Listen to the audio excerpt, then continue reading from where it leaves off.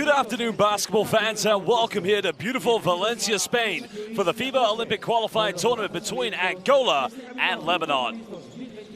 Well, this game indeed will be the decider to see who finishes in second place right behind Spain as we head in to the semifinal day, or semifinal games, which will happen in 2 days' time. I am your commentator, Josh Bett, alongside two-time Olympian with Canada and current head coach in France, Shona Thurborn. Shona, this is going to be a tough game. Angola, they played their hearts out last night. Lebanon, they had a tough start, but at the moment, anybody can take second place.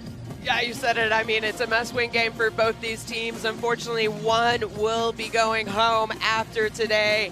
And, you know, played their hearts out. I mean, they played incredibly well against Spain, the home team, Angola, a 40-minute game. And, yeah, Spain had control all throughout the game, but really, up until the end, you felt like Angola always had an opportunity to win. How are you going to come off a game on a back-to-back with less than 24 hours to recover and prepare? You know what?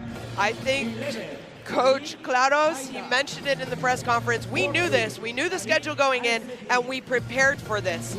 So, do they have enough in their tanks? Because they used a lot of energy yesterday. Lebanon, on the other hand, they had a day off. We saw them in the gym. They were watching that game yesterday. The coaches were here. They were scouting.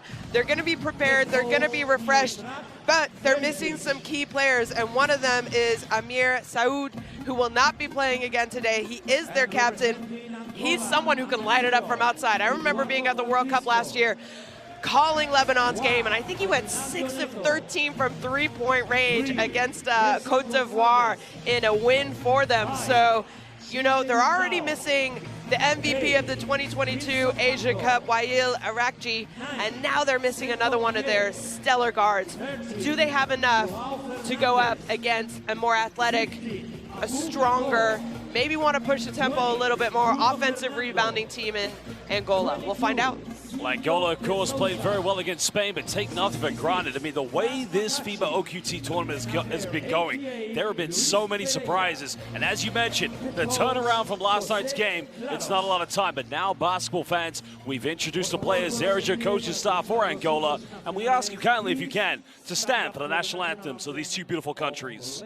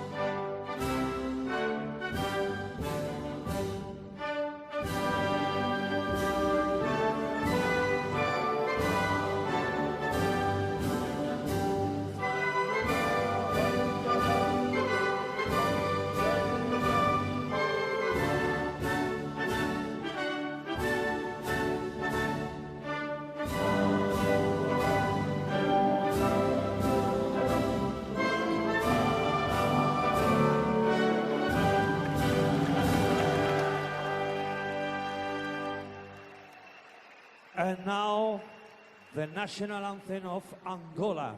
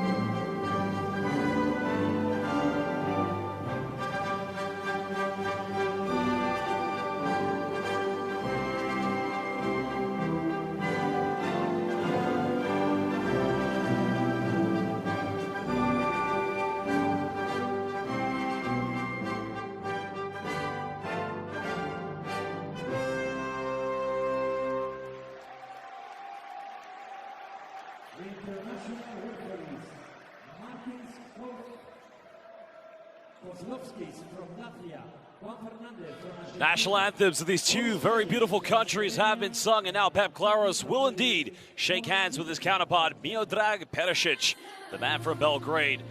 Well, Shona, looking at these two teams, well, before we do that, of course, we're going to introduce three very important people for tonight's game. Well, basketball fans, it's only right, of course, that we pay homage and respect to our FIBA referees.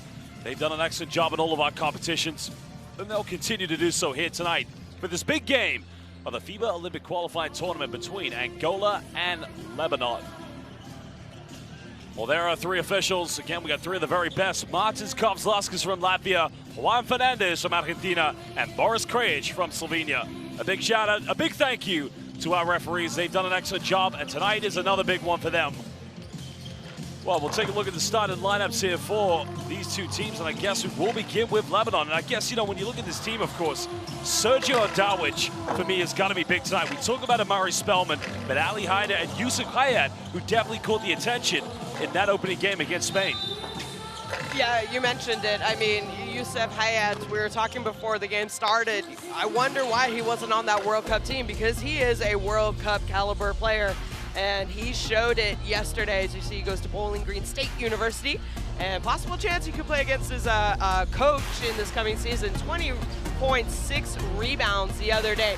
He really took over and picked up a lot of scoring slack.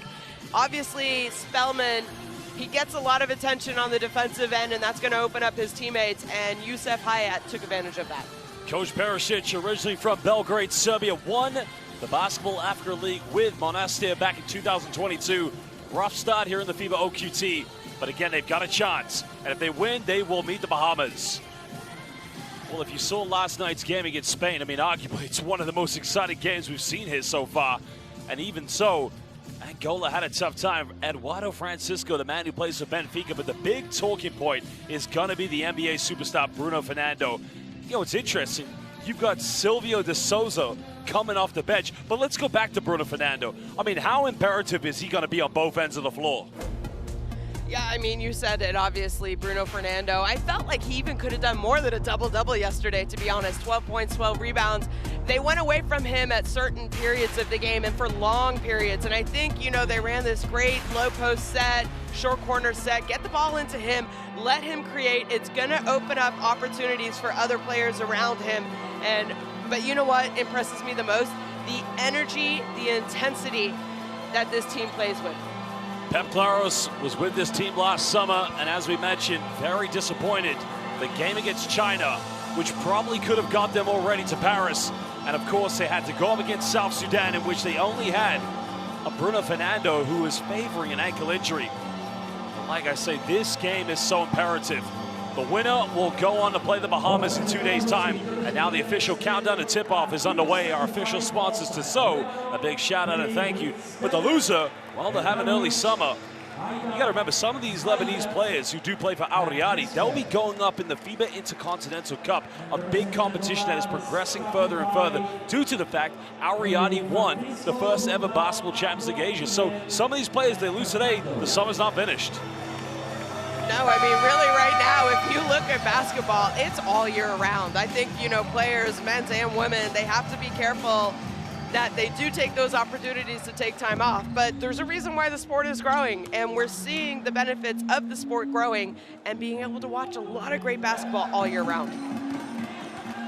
Of course, Lebanon, the big stage for them was in 2002 in Indianapolis, held in the United States at the FIBA World Championship, it was known back then. Of course, they returned to Saitama, Japan in 2006 for another World Cup, and again in Turkey in 2010, but the biggest tournament that they've recently featured was last summer, as you mentioned, Shona, in Indonesia. They had some very big games, but Lebanon has never played in a basketball Olympics. Angola, on the other hand, the team that's dominated the FIBA Africas, they have for a very long time been the kings of African basketball. They'll want to make sure they have a chance to get to Paris, and no doubt Bruno Fernando is going to lead this team with Gilson Bango and Miguel along with Francisco. But take nothing away from Lebanon, they are not here to get the participation award. The saying is back home, Yalla Lebanon, Lebanon Yakbiri. We'll find out who's going to win this one. Lebanese fans have come into the building, along with the Angolan fans. We're live here in Valencia. We'll get this one underway. Martin Kovzlaskis will jump this one. We'll throw this up for the jump. And it will be Angola who get the first possession. Shilde Dundao being picked up heavily by Measure. And already, Lebanon, oh no turnover force. It took a last touch off of Sergio Darwich. So Angola will get this back with 13 on the shot clock.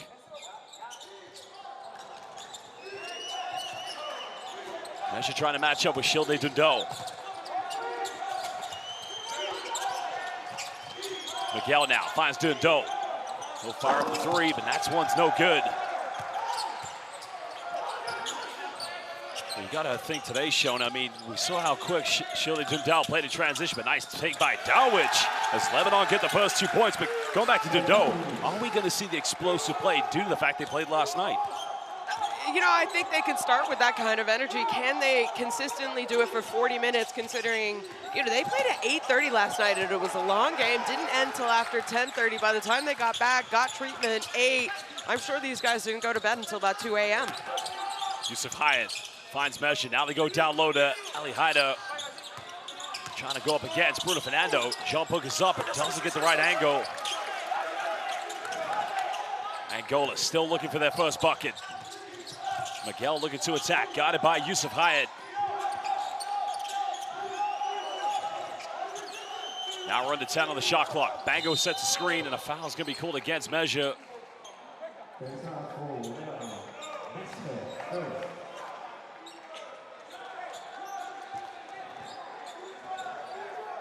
Well, there's a look at the replay, but look at this take by Sergio Darwich, the man who plays for Beirut Club in Lebanon.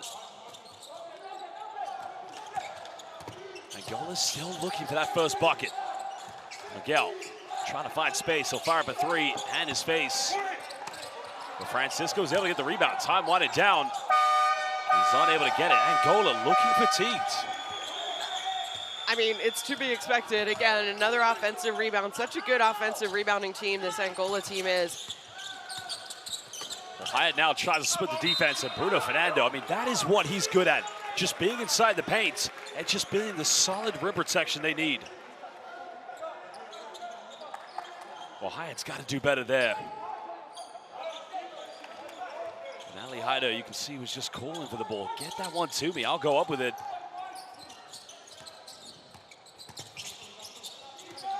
Two minutes gone here in the first quarter. Here comes Fernando. Bucks finds Francisco. Made 1-3 yesterday. Still can't get it.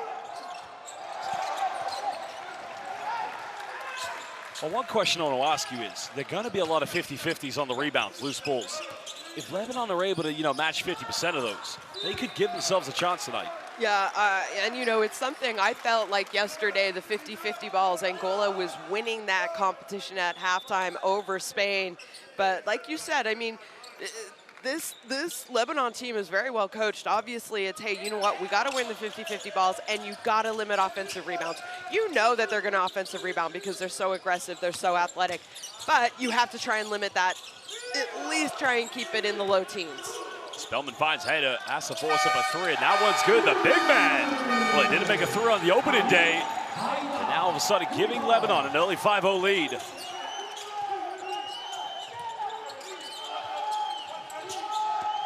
Darwich now gets beat off the dribble. There's a kick out. Well, Fernando is going to put the ball on the floor. He'll twist and turn. The double team comes. Now Francisco goes all the way. Lebanon still causing problems here defensively for Angola. Darwich fakes a pass, goes in. Darwich inside the paint, has to go for a tough fadeaway, and that's not a good look. And here comes Miguel, go up, and it gets rejected. Well, what a defensive play. Now Spellman, he'll fire for three, puts it up, and all of a sudden it's all Lebanon here in the first quarter.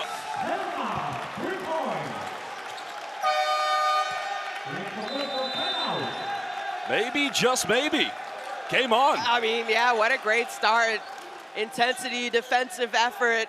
Ali Haidar there getting back, coming up with the block, and it leads to a wide open three-point shot by Spellman. So a great start and a quick timeout that I'm sure Pep Claros is not happy to have to call for Angola. Well, let's go and listen now to what Pep Claros has to say.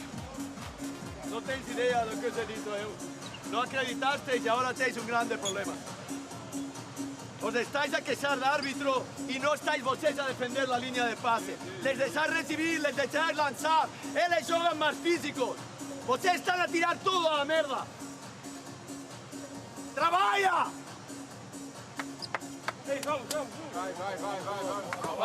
La bola llega al base. No precisamos el 2. Trabaja sin bola para recibir. Corremos en contraataque. Se joga organizado y se joga. Y se joga. Y se carga el juego dentro. Se escapa el jugador. ¿Dónde estás, Eduardo? Sprint abajo. Sprint. Falla resalto. Sprint. ¡Vamos!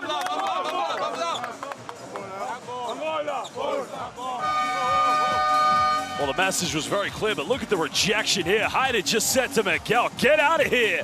Not welcome at both ends of the floor. That's making the effort.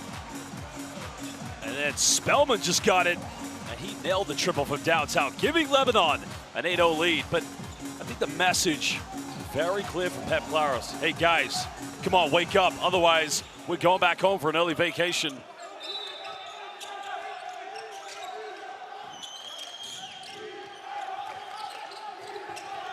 Three and a half played in the first quarter. Still no buckets here for Angola. Lukeni's coming to the game.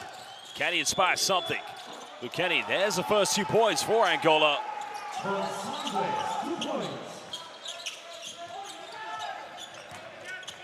Darwich finds some space.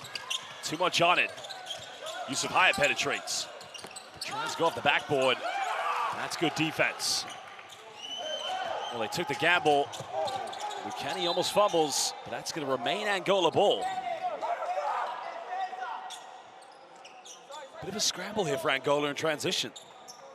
Well, you know, obviously it's a team that can rebound really well, get out and run, and that's one of their qualities. And really, since Lukeni checked into the game, it seems like the tempo has picked up a little bit. I'm not too surprised that they look a little tired. I think as the game goes on, we'll start to see them play a little bit more into their style. Well, there's a pick and pop. Fernando puts it on the floor. Almost loses. Now kicks out to Dundal. I think they're going to call a foul. It's going to be number 2 on measure. So Coach Perisic is going to probably think about making a change. And that's his second. I think it's a near impossible job to try and close out Shulde Dundal. Yeah. Probably one of the quickest players in this tournament. Sideline ball hit to Lebanon. Or to Angola, excuse me. Dundal. Trying to build on the last field goal. Lukeni was the guy who got it. Kicks out to Fernando. Again, gives up the 3. Pulls up mid-range. That's not going to go.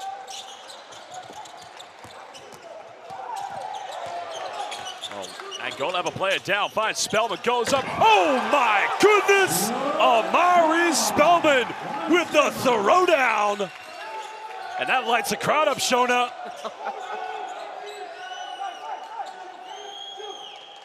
Mari Spellman plays his pro basketball in the Korean Basketball League. Again, he's known for dropping 40s, maybe sometimes 50s if you watch him in the KBL. Now Dundal, he'll fire another one. This one's up. That one will calm down the nerves of Angola.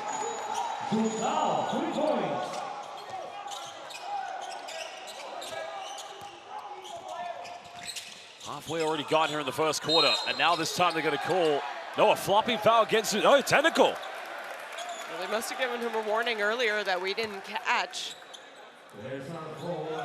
Well, yeah, you're right, because... Yeah, usually you get a warning first, right? Well, I wonder if he got a warning here in the full court. Now, I don't think he did actually, right, because you have to stop play for it, but it does mean one free throw. I mean, look at this. Amari Spellman with no regard. Makes a technical free throw.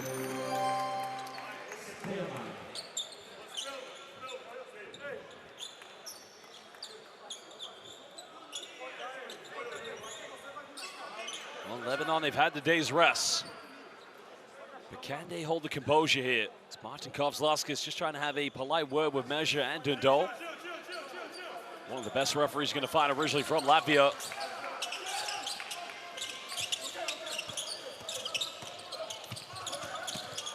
Darwich now. Got it hit by Lukeni. Pulls up for contested three. That's going to be 3 free throws. Oh, Angola at the moment. Maybe it's the fatigue, I don't know, but you know, you wouldn't expect them to be this kind of frail on defense. Yeah, they don't seem like they have the same kind of intensity. And, you know, with fatigue, you make mental mistakes. For me right there, shot clock's winding down. You played a good possession of defense. It was going to be a tough shot for El Darwish anyway. You know what? Hands up. Make him have to make a tough shot instead of going to the charity stripe. Well, it's 3 free throws. He makes the second one as well. Lebanese fans rocking in the building. Some of them Al Riyadi fans, some of them Suggest fans, and some of them even Beirut Club. I'll tell you what, I love all the clubs in Beirut. If you love your international basketball, go to Beirut, enjoy the beautiful culture, the wonderful food, but also Lebanese basketball, as Ali Mansour of Al Riyadi checks into the game. Lebanese fans making their voices heard. They have a 9-point lead. Fernando looking to go to work against Hader. The foul's going to be called. See, that's a tough one because I felt that he played great defense. Was there any need for the reach? No, I mean, you know, it was a good job. Bruno Fernando had nowhere to go. Stopped the spin move. No need to reach in at that last second.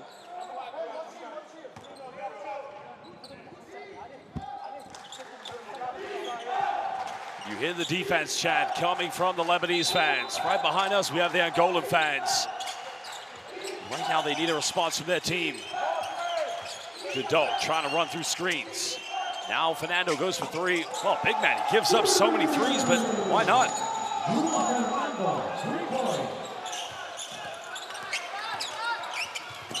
Well, Mansour's going to draw the foul here against Shirley Dundal. Now, the Lebanese fans are asking for the unsportsmanlike, but Shona, I think that was incidental. I mean, I don't know. You know better than me. You know, it's just so tough. We've had a change also of the rules in the last few years. You know, for a while, well, way back. Back in the day, you know, those fouls in transition weren't being called. Then they became an unsportsmanlike, and they were calling everything, even if it wasn't intentional, even if it wasn't really an opportunity for a fast break or a 2-on-1 basket. And now they're kind of, excuse me, going back to, I think, an older style of calling that. In my opinion, it was not intentional. I don't think it should have been unsportsmanlike. Spellman looking to attack. Finds Mansour. Oh, we got a problem. We got Ali Hader down, and that could be a problem here for Lebanon. Not sure what happened, but yeah, he's holding his. Let's have a look here. Well, he has got hit in the face, but again, I don't think that is intentional as well. I think that's just. So Bruno Fernando's got a massive long wingspan, of course. So I think he'll stretch his arms out, and if you run into them, unfortunately, that's going to be the outcome. And also, we know Bruno Fernando's not that kind of player. No. But they're going to review this. Well, this is going to be interesting. The officials are going to go for review, but we'll have a look here. As both Boris Krajic and Martins Kovzlaskis will have a act of violence. In off-the-ball play. Can you go back? One more time. Okay.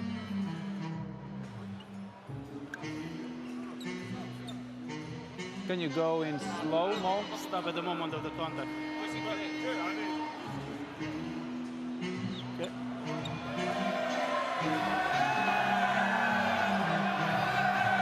Go back. Go front. Yeah. Actually, for me, this is just accidental contact because Bruno Fernando is not seeing the defender. Yeah, he's not even looking there, and his left arm is going up as he moves, you know. Exactly. It's an easy movement. And if it would a twist, we can go with unsportsmanlike foul, but not now because, look, palm is open, Yeah, palm and is it's open. just touching the head. No, there is a contact with the elbow. Check the elbow. Contact. Then Okay, let's go. here. Do we have another angle? This can be considered Unsportsmanlike foul is excessive contact. Only this one. hard contact, yeah. Because there are two contacts. We have the palm and also the elbow. Elbow. So actually, yeah, you confirm unsportsmanlike foul. Yeah. So we have a unsportsmanlike foul for number 20 white, and we have a number 11 who is shooting the 2 shots. Yeah, And ball possession for the red team. exactly. Yeah, you confirm? Number 11 is substituted because he received. Yeah. Okay, yeah, let's go. Thank you. Yeah, confirm. So we have an unsportsmanlike foul for number 20, white 20. Yes, thank you. Wow, this is interesting because at first glance, I mean, So look, we have Fernando didn't have eyes on him. Number 20, unsportsmanlike foul.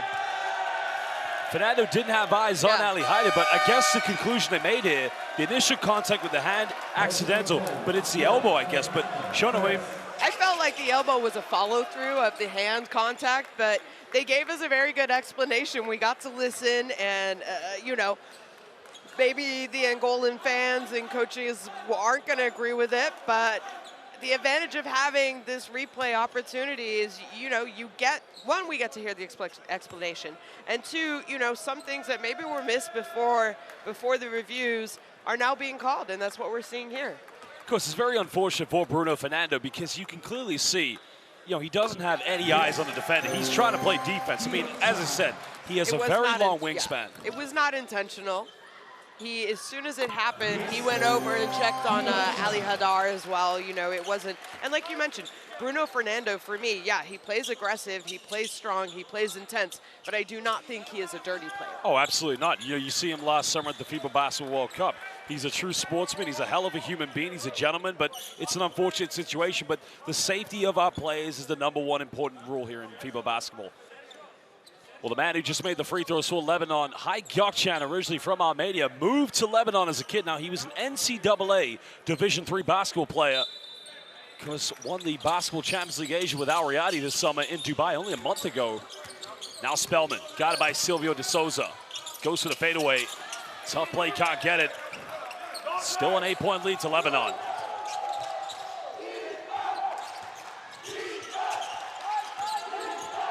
Lucani heavily defended by Ali Mansour. Now Fernando, that's a good matchup against Spellman. Those two battling for territory. Good defense. And Spellman again, making it tough, and they're both on the ground. It's gonna be a jump ball, and Lebanon will get it back. You mentioned it. I thought that was great defense by Spellman. Moved his feet, used his body, took the contact, and then just a fight for the hustle. And we talked about the 50-50 balls. That is the kind of effort you need to come up with a 50-50 ball. Well, you have to remember, Spellman's not just one of those guys drafted in the NBA and then becomes a journeyman. He's an NCAA champion, so he has a basketball IQ. You may see him on the floor. He plays aggressive. There's a lot of ways he can score, but let me tell you, his basketball IQ is very, very high.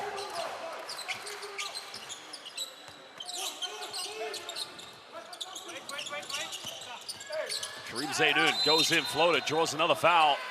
Some more free throws coming up for Lebanon. But Shona, one thing I really like about Lebanon, they are attacking the paint.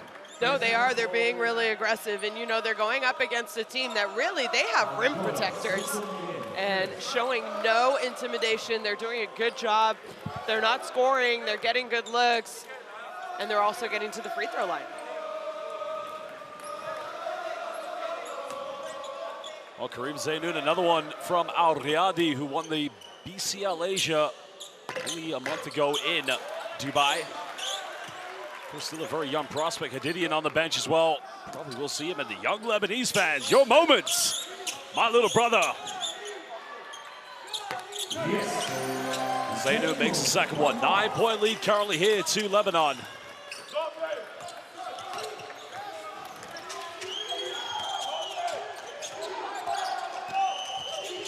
Kenny looking to attack the gaps. Finds De Souza.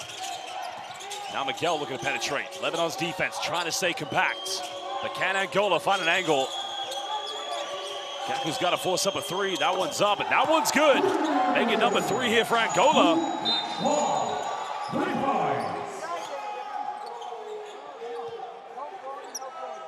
this game has gone, you find it very hard that we're still in the first quarter. That's good patience here from Angola, getting a final three.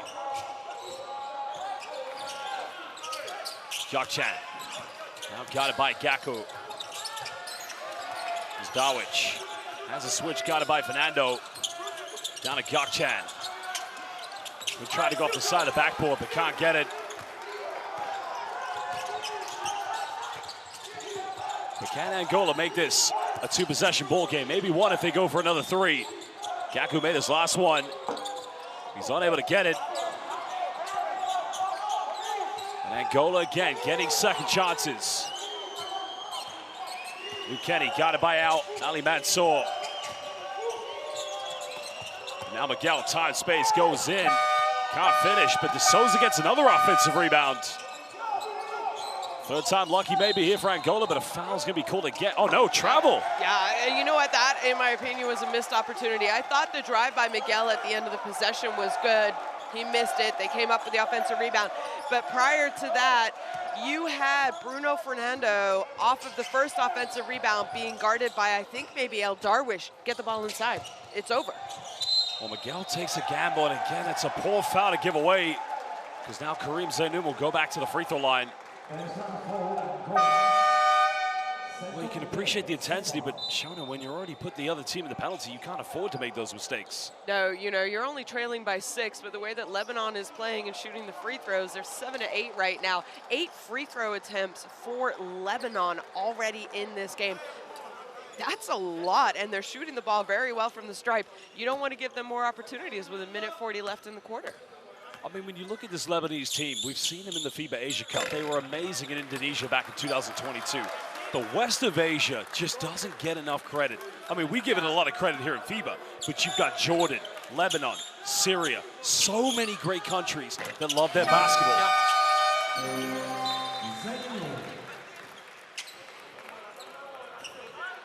Well, change coming in as Jad Khalil comes in for the first time tonight for Lebanon. He'll play in the backcourt along with Ali Mansour and Sergio Dawich. Angola only down by 7. Lebanon's got 1 foul to give. Kenny kicks out. Fernandez got to make something. Gaku's made 1. I'll get this one. Oh, Spellman with the rejection. He's going to throw this one away well. But you can see Coach Parashit saying to his players, get back on defense. Pereira made 1 last night. What, do we call that an alley-oop?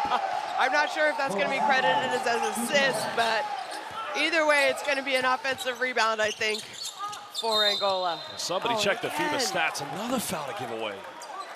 You know, I know that Coach Pep is asking them to pick up their intensity, because their intensity last night against Spain defensively was a lot higher than we've seen so far in this first quarter here today. But intensity, and you have to be smart. You have to know that they're in the bonus. Well, you're right as well. I mean, in that case, Fernandez, you got to anticipate as soon as Dawich is going to get it, he's going to attack your front foot. You got to be intelligent, as you said. But now Sergio Dawich of Beirut Club at the charity stripe. 3rd missed free throw here in the first quarter for Lebanon. As the Angolan fans, again, watching on with a bit of anxiety.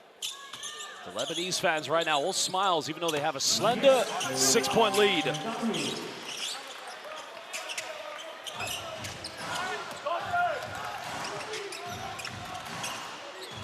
Potential 2-for-1 for Angola. Lebanon does have 1 foul to give. Now we're on the 10 on the shot clock. Kenny. It's going to come off a double high screen. He'll pull up. 3 is up. No good. But another aggressive offensive rebound. Gaku, 1 for 3 so far. Well, they got the rebound, but Sergio Dawich, in the end, stumbles out of bounds. I think he wanted his teammates to outlet, or he thought he got bossy. I think he's over-exaggerating the push a little bit there. Yeah, you're right. I mean, if that foul was called, at some point you take the complete physicality out of this game. The defense, they didn't do anything wrong. But 21.8, 7 seconds difference between game and shot, but a turnover. Well, Angola. Right now they need some deep soul searching at the end of the first quarter. But now they got to get one stop.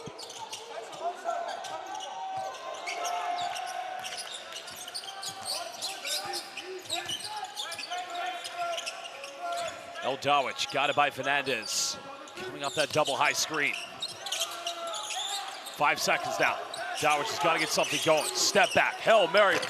Can't get it. Well, I think Souza grabbed the rebound, but I think we saw that at the end of the Philippines game with Coca Patadze, but I don't think he was trying to score in his own bucket. But that is the end of the first quarter, where Lebanon currently hold a 19-13 lead against Angola. Well, so far, good tempo to the game, but Angola, the fatigue clearly settling in. Maybe a little bit mentally more so than physically right now. Yeah, exactly. I think physically they're feeling a little bit of the fatigue, but I think more than anything, we're seeing that fatigue turn into a mental fatigue. And, you know, they'd be in a completely different situation had they not committed those 3 last off-ball fouls and put Lebanon on the free throw line. Also offensively, a couple uncharacteristic turnovers, I think. I know they only have 3, but they're just giving the ball back a little bit too easy to Lebanon. And I think as the game goes on, you know, even though you're fatigued, you train for this. They knew they were going to have a back-to-back. They played 40 minutes really hard yesterday. They had treatment when they got back to the hotel, I'm sure. As the game moves on, I think we're going to see the kind of Angola team we saw play last night. Well, remember, the winner of this game will meet the Bahamas in 2 days' time for the semifinals. 2 3-pointers in the first quarter for Lebanon. Heider got 1, Spellman got the other. They only lead by 6 right now. Those 2 threes, they are the difference at the moment. And, you know, really for me, you look at it, I think they've done a pretty good job keeping Angola off the boards. Okay, yeah, they have 6 offensive rebounds. 1 was off of an air ball. We're not sure if it counted as an assist or an offensive rebound. But the biggest thing, look at that, 9 out of their 19 points for Lebanon are coming from the charity stripe. Lebanon, they came into this game, they attacked right away. Their first 2-point bucket was by Sergio El Darwish, attacking the basket aggressively, finishing with his left hand. So it's clearly what they wanted to do. They want to try and attack, even though I think Angola has some great rim protectors. They got to do a better job. The guards need to do a better job and not allow as easy of penetration as we've seen. Well, basketball fans watching, download Courtside 1891 today on your smartphone, your tablet, and Android.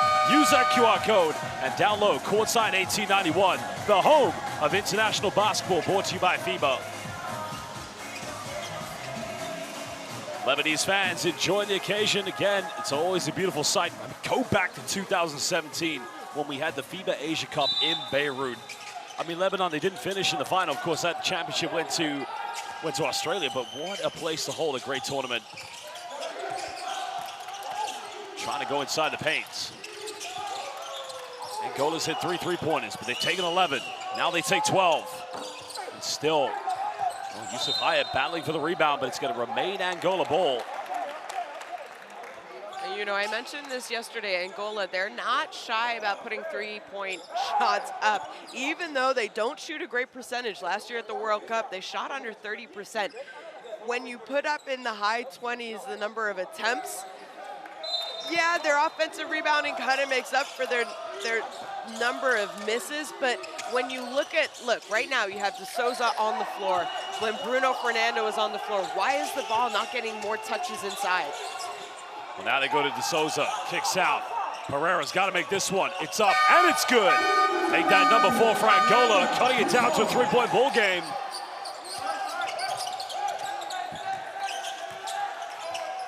Of course, the one difficulty for Lebanon, no Amir Saoud. Still favoring that injury. Measure finds Hayder, puts up a floater, he gets the and one. Oh, Lebanon, Yakbiri. Hayder in the house. The man who played in the CEBL in Canada. That was sweet.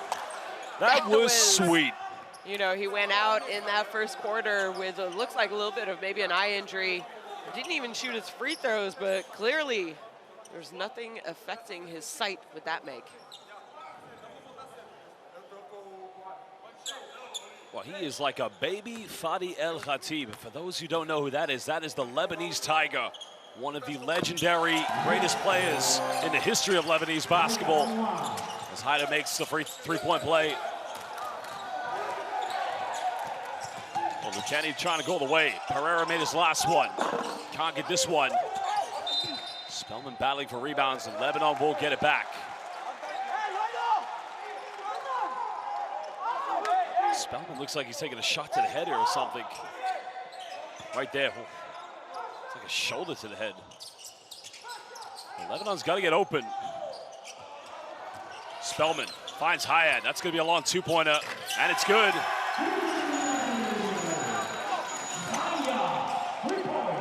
I'll tell you what, Shona, I mean, that's great play by Amari Spellman, because that was going to be a 5-second violation. And again, Angola, they've tried to come out aggressively defensively to start, but you need to be able to pick up, get back, and know where the shooters are. Well, Fernandez with a strong post move. Ryder, I think, may have just tumbled to the ground.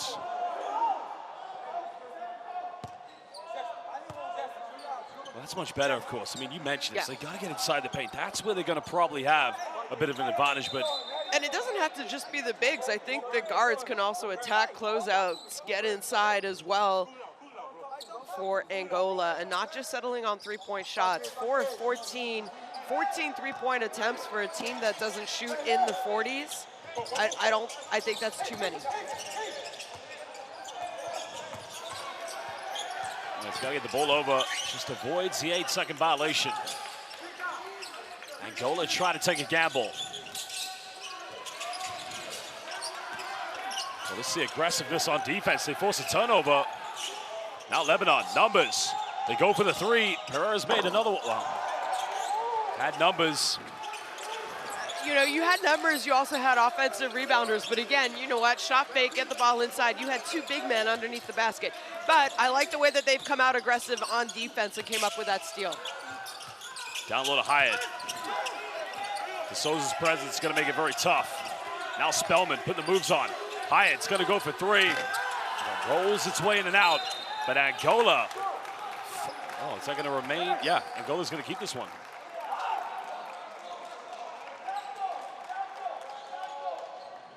Well, you like the passing here by Lebanon. In the end, they did get a wide open look.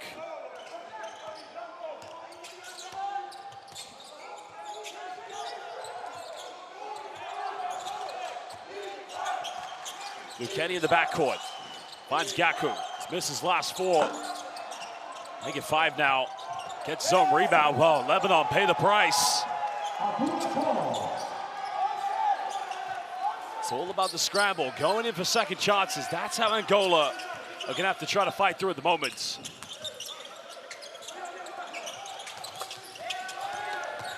You can see the defense becoming very physical here. Finds Haida. And that's going to be an offensive foul. Good defense by Gaku.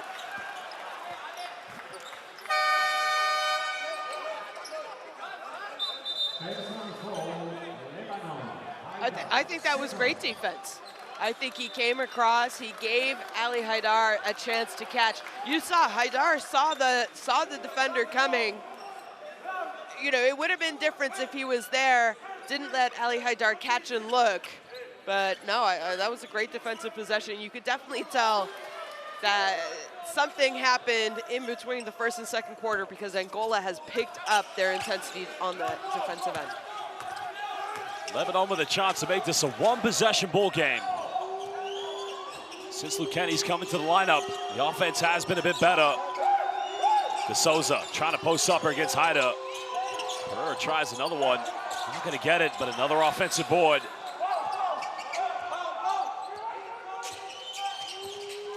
Angola goes that ball screen. De Souza now quickly goes up and he misses again.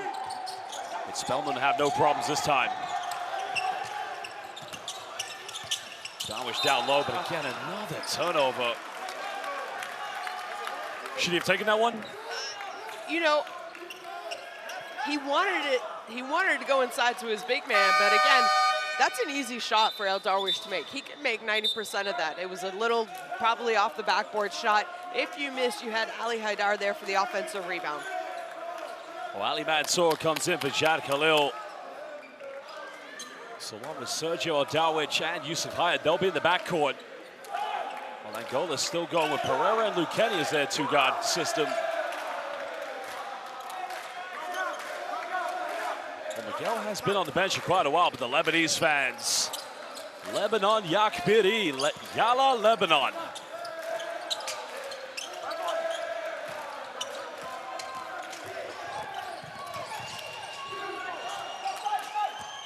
Just under 4 minutes played in the second. Lucchini's gonna go in, wrap around, cutting it down to a 2-point ball game. And a great job there. I mentioned we don't need to just settle for 3-point shots. I like Lucchini there. He was aggressive, got all the way to the basket.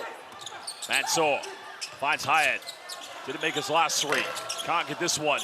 But Spellman's unable to get the offensive board.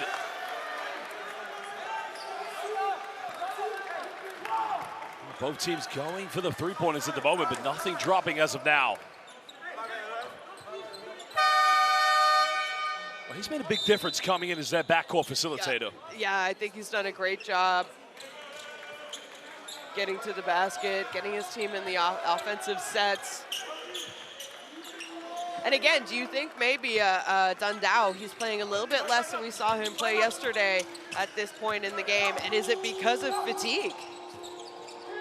Well, Bruno Fernando is checked back in for Angola. Could this be the game changer? Fernando in the post. Can't get it. Spellman's defense proving too much at the moment. Lebanon holding on to a one-possession lead. Spellman, hand his face, takes a three, but no problem for Amari Spellman. Right in the face of Silvio De Souza. I'm not sure you could defend that any better by De Souza, but just a better offensive lift by Spellman. Oh, go back to the East Asia Super League, the Okinawa Arena back in 2023. 52 points Amari Spellman had against San Miguel Beerman. Confidence is contagious for this man. It's frightening when he cooks up. The former Golden State Warrior. Ali Mansour has just picked up 2 fouls in 2 seconds.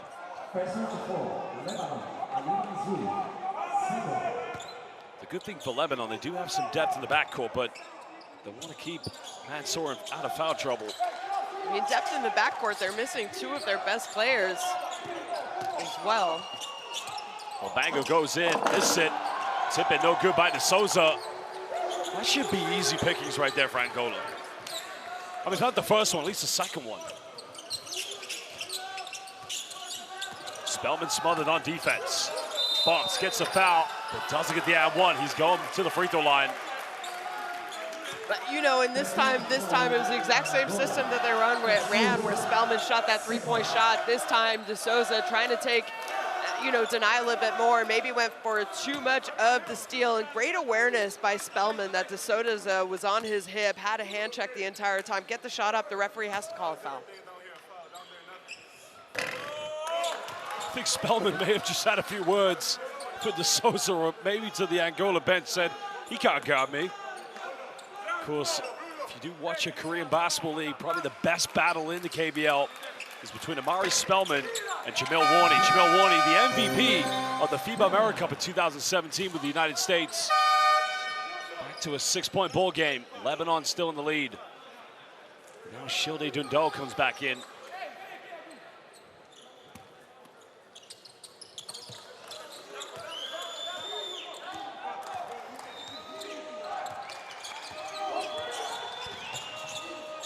Dundo now, coming off 2 screens. He's made 1 3. Can't get this one. Hyatt gets a rebound.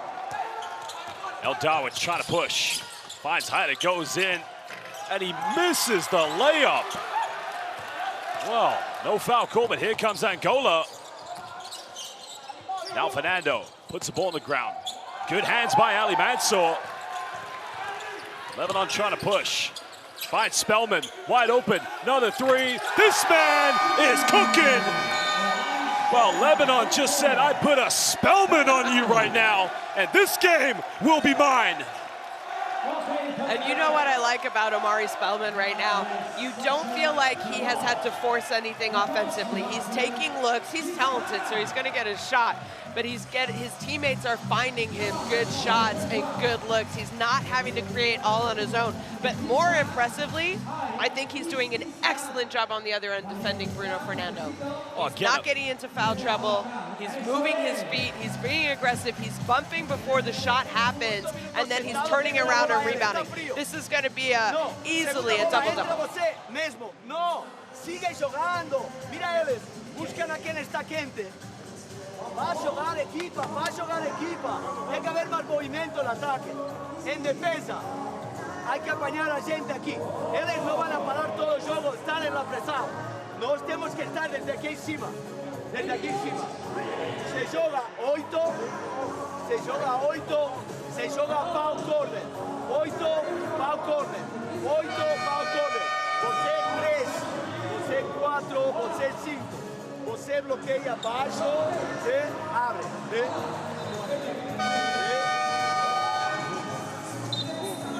Ele só está marcando. Vamos. Ele só está marcando contra-ataque. Vamos parar isso. Angola, força. Well, Omari Spellman at the moment 4 rebounds away from a potential double-double with 13 points. And emotionally, he is leading the way here for Lebanon. Angola, they've had passages where you felt they're going to get back in this, but this is why I said at the end of the first quarter, I felt mentally they look more fatigued than physically. Physically, they don't look, doesn't look like there's too many problems.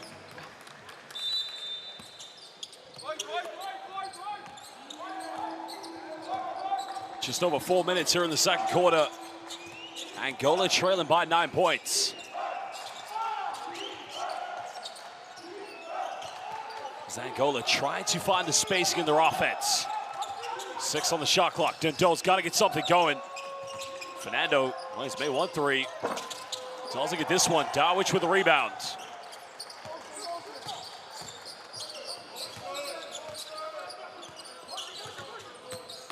Dowich now has a size mismatch against Dundo, but Dundo very quick here in the backcourt.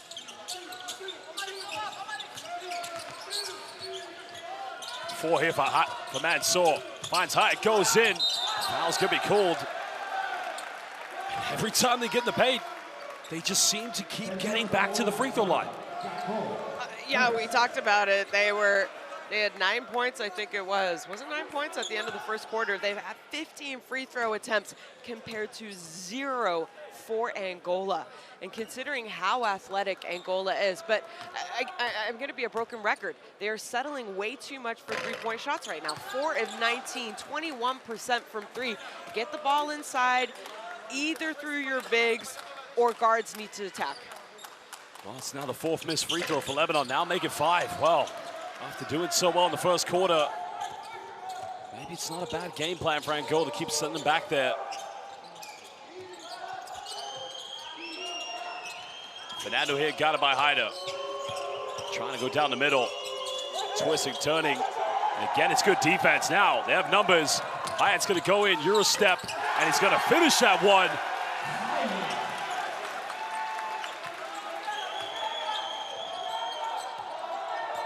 Of course, Yusuf Hyatt played his youth basketball in the academy of CSP Limoges.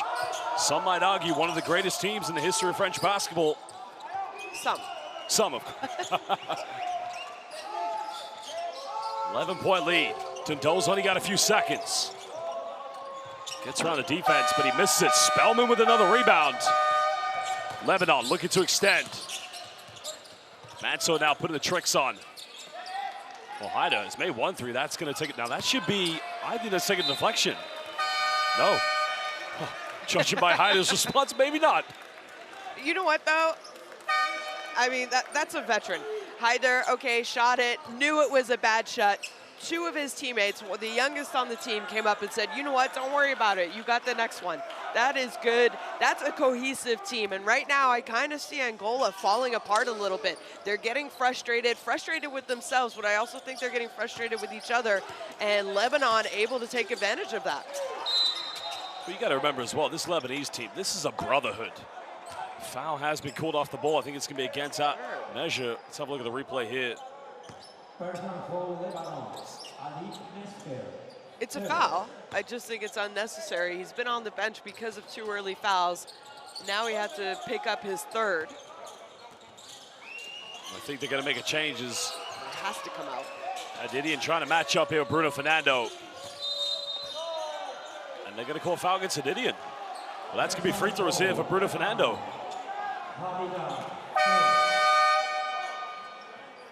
That's a tough one to give away. Yeah, and you know, Ali Haidar, he goes out, he's getting a little bit of an extra break, probably before halftime, and then Hadidian, he did a good job first time, kicked the ball out, no need to foul on it. Nothing was happening on that action. Well, I think Pep Claros is asking our referee Martins Kovzlowskis why they're not getting more of those calls, but Fernando makes the first free throw. First free throw attempt for Angola. 18 minutes of basketball has been played here. I mean, that's surprising, but that's just been the way they've played. They've settled for a lot of three-pointers. You mentioned this, they're not afraid to shoot those perimeter shots, but you would have felt with their size and physicality, they would try to go inside the paint more often. But now a timeout's going to be called. The Angolan fans, those beautiful Angolan fans watching on as their team trail by 9 points. We're going to listen to what the coaches have to say in this timeout. So we'll go in and check out. Hey, now the next 2 minutes, I have one more timeout. That you want longer offense. Okay, no stupid fouls. Very good, okay. That you be careful. That you no stupid foul, we press without foul. Guys, if they press us, we said, we can give pass to Omar. Watch this second, don't forget. We can give pass to Omar. Omar is going here, Giro is here, okay? What we said, pass, Omar goes screen, and okay. Yeah, or 2 there, Omar, or you call 2 down. No problem, call 2 down, we have 2 guards down. Just come with the ball, Giro set the screen and so. Hey, if they don't press us so much, hey, guys, if they don't press us so much, I'm a pass on Omar till this side. Pass, but high. But go on the candle, 5, and we have a long, and work until end. Okay, now it's important. What I want from you, please listen to me. You have a longer offense. Now we don't need to rush like crazy. It can go fast break, okay? If it's not fast break,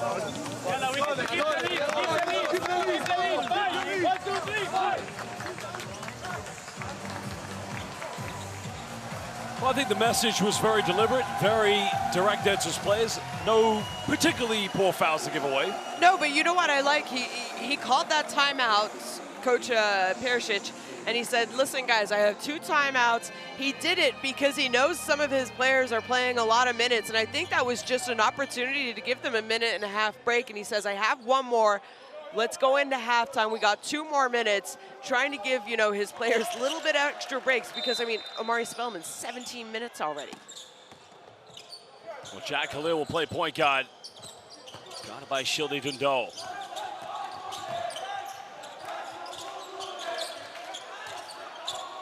Dundal with a heavy defense. Finds Sergio Adawish. Now Zaynun down low to Hadidian. Bumps goes in. Well, good defense. Couple missed opportunities on this end for Lebanon. They would probably be up by a bigger margin had they made some easy baskets. Well, now Sergio will fire another 3, or Miguel, excuse me. Well, they just don't want to throw the ball in the paint, do they, Shona?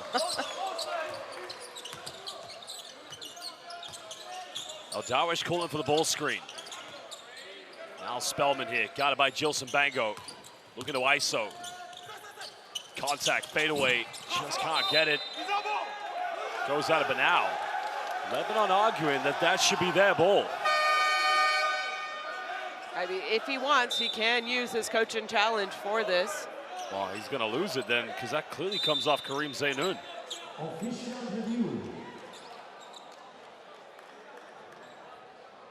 Well, they're going to go for it. Yeah, he's called it, but I think you'll find Kareem Zaynun had the last touch. So we have a head coach challenging out of bounds. The initial decision now is ball for the white team. Can we see another angle, please? Go with this one. Try this one. The 4th one. The left. So now let's go. It's a red one. Red, red, red, red, red. So ball is for white team. So you confirm. Yeah, head coach unsuccessful. Initial decision remains. Yeah. Okay. Good. Thank you. White ball. You show up, Boris. Well, great job by Boris Krejci and Martins Kovlaskis. And Coach Perisic, he was happy to accept the outcome. Legendary coach who won the Basketball Africa League in 2022 with US Monastir. Lebanon still leading by 9. Full court pressure here coming from Angola, well, coming from Lebanon, excuse me.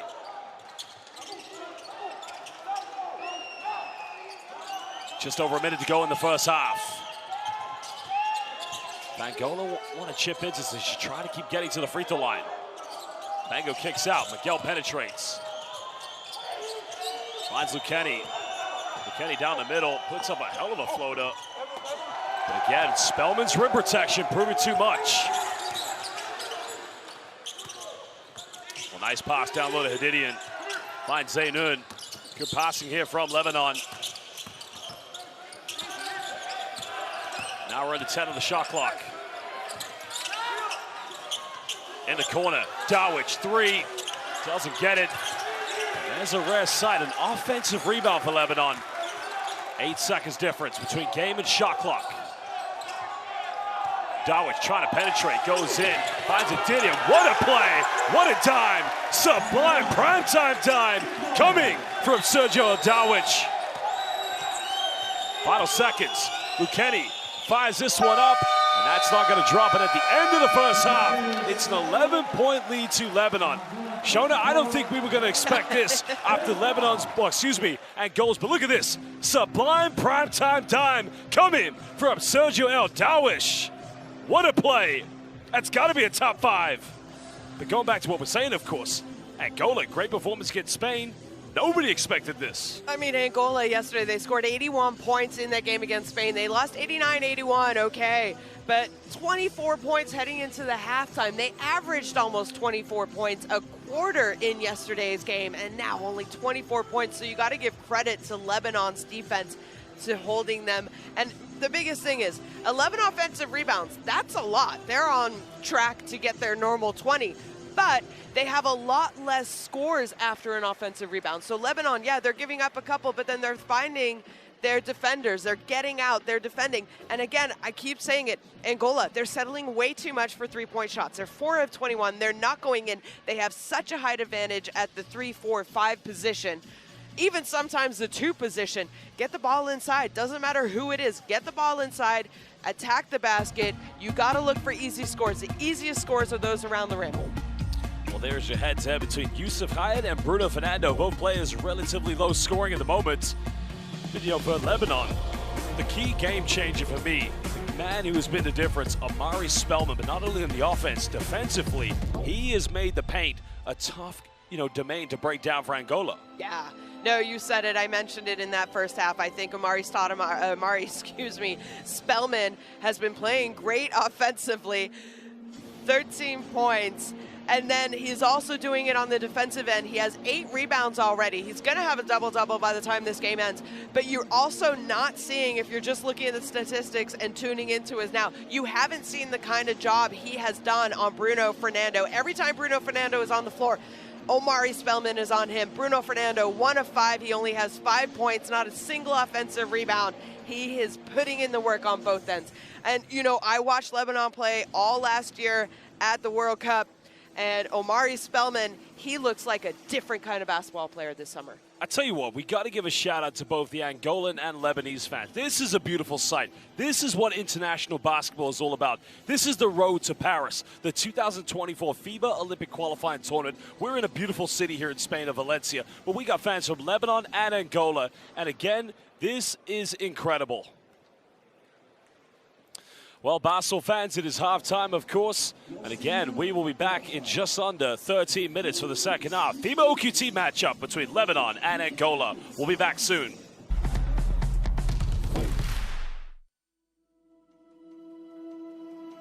Education, health, justice.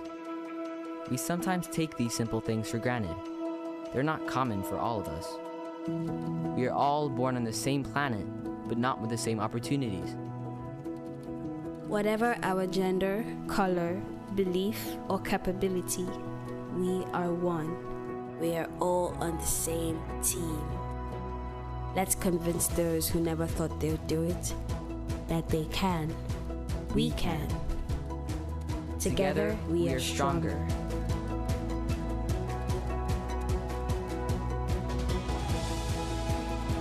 No matter your origin, basketball can bring everyone together.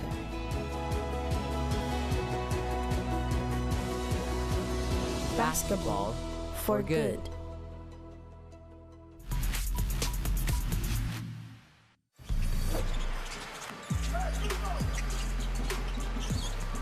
Nice time. What a play. Vintage.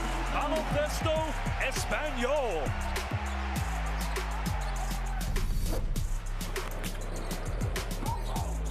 Condon hammers home.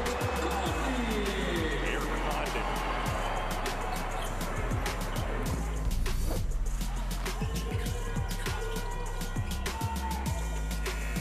Banks it in. Drills the three.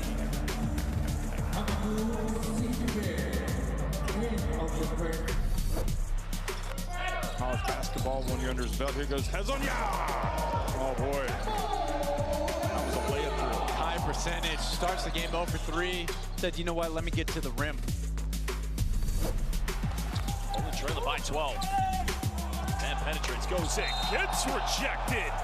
Well, Jeremy Sohan with the denial.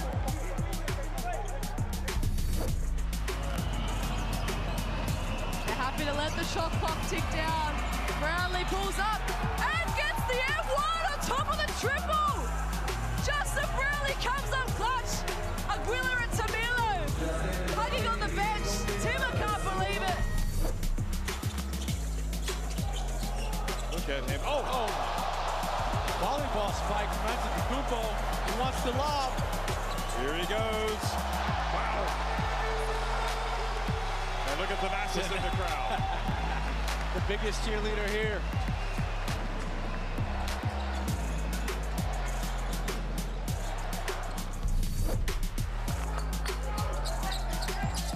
Ely doesn't mess around, takes it deep, he ties it! Shea Ely!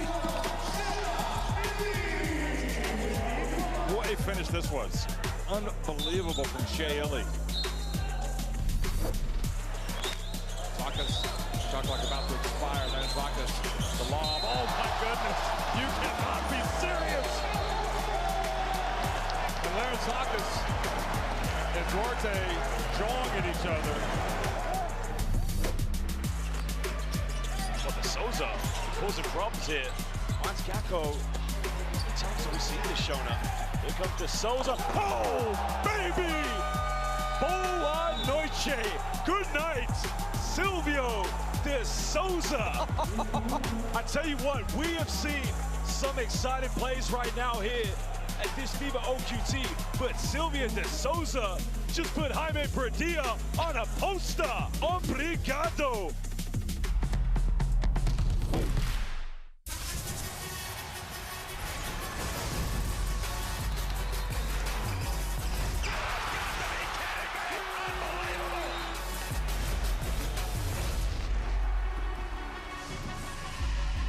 That is unbelievable. These guys will be legends in their own country, but also in the international basketball world forever.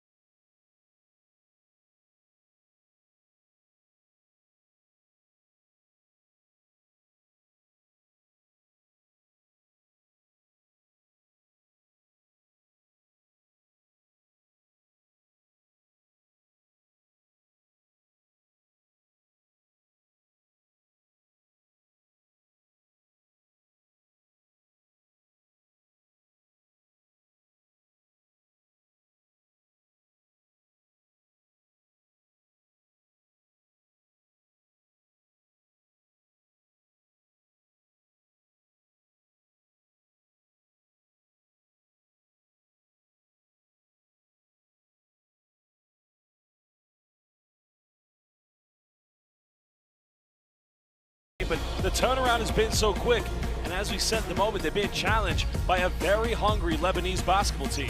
Yeah, and you know, in the press conference after the game yesterday, the Angola head coach, Pep Claros, he said, you know, yeah, my team's athletic, yeah, my team's physical, they're aggressive. He goes, but it's their energy that kind of, you know, kept them in the game, gave them an opportunity to beat Spain yesterday.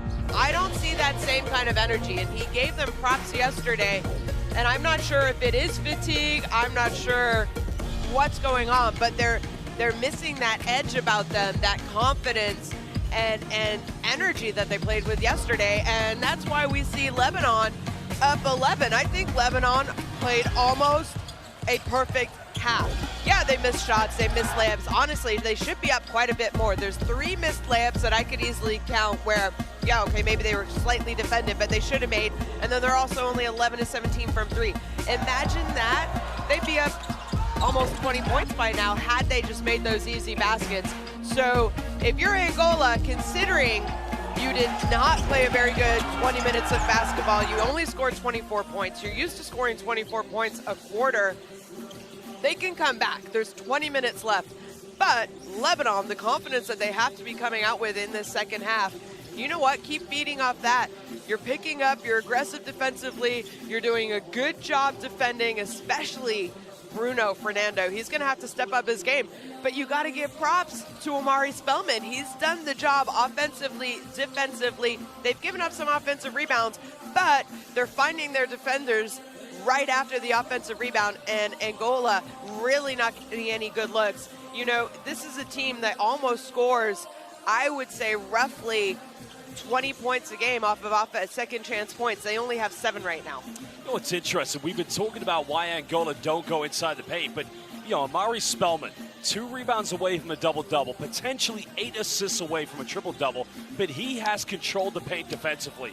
I mean, you look at it, Bruno Fernando, he hasn't had his way inside, as well as Silva de Souza. But at the same time, Angola, 21 three-point attempts, and they've only made 4 of them. Unless Angola can find a way to either make those threes or break down inside the paint against Omari Spellman, I can't see this game going any other way. But guess what? Basketball is a game of 4 quarters, and they've got every chance to turn this around. Yeah, they do, and it's a game of runs. You mentioned it, 4 quarters, but also a game of runs. They need to come out this first 5 minutes for me in this third quarter. We need to see the Angola team we saw yesterday. Their 3-point shots aren't going in. 4 of 21. You've got to find another way to score. You've got to get the ball inside, either through your bigs or your guards penetrating. That's the way that they're going to crawl back into this. 2 free throw attempts compared to 17. Angola are not less aggressive than Lebanon. They're playing less aggressive right now, but they have the ability to be just as aggressive, trying to get to the basket, trying to draw fouls, and that's what they need to do in the second half. Of course, Angola, they haven't played in the Olympics, I believe, since 2008 at the Beijing Olympics. Lebanon, they've never played in the Olympics. Remember, the winner of this game will finish second right behind Spain and book themselves a semifinal matchup against Bahamas, which right now is becoming the hidden gem of international basketball. They'll have to go up against the big 3, Eric Gordon, Buddy Hield, DeAndre Ayton, but a rising star in who else? VJ Edgecombe, who next year is going to Baylor. And, you know, many people are saying a definite NBA top 5 draft in the future at some point. But at the moment, these 2 teams battling out here for 2 more quarters. Lebanon leading by 11. Well, everybody was going for Angola after yesterday's game. And, Sean, I don't want to try and be too narcissistic and take too much credit, but, you know, I said Lebanon would be different. Basketball is all about matchups, and you can see right now Lebanon's game plan is going to perfection. Yeah, you said it. I mean, they're refreshed, they scouted well, they're coached well. I love how they're playing. Can they hold on for another 20 minutes? 35 points is not a lot of points either in a basketball game.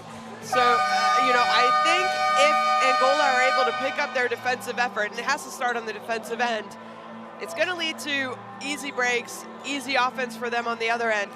Are Lebanon going to be able to control the possible intensity that Angola are going to come out with? Well, can this man here, Shilde Dundal, make a difference in the backcourt?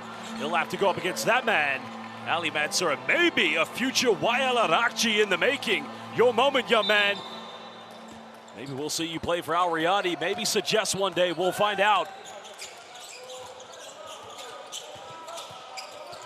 Mansour going to Ali Haidar. Spellman comes up with a loose ball. Still plenty of time here for Lebanon. We can see Angola trying to come out aggressively, but they pick up an unnecessary foul. I mean, no, it's the only the first one, but you don't want to give those ones. Those are cheap fouls. No, and unnecessary fouls, that was the issue that they had in the first quarter. Not necessarily the first half, but in the first quarter, they put Lebanon to the free throw line a lot. Ali Mansour coming off one screen, attacks, finds Yusuf Hayat. Spellman pump fakes. He's gonna have to force this one up. 3 at the end of the shot clock, can't get it. And that's gonna remain possession to Lebanon. Great job by Sergio Dawish.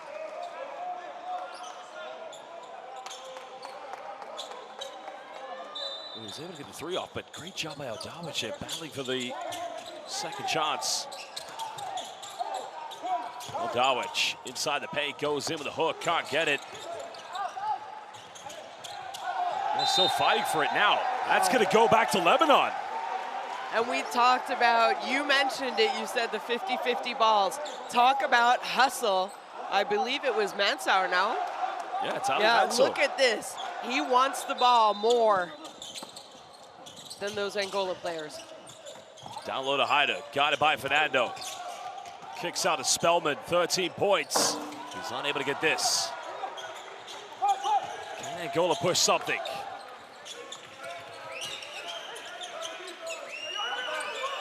Well, Bango's being guarded by Yusuf Hayat.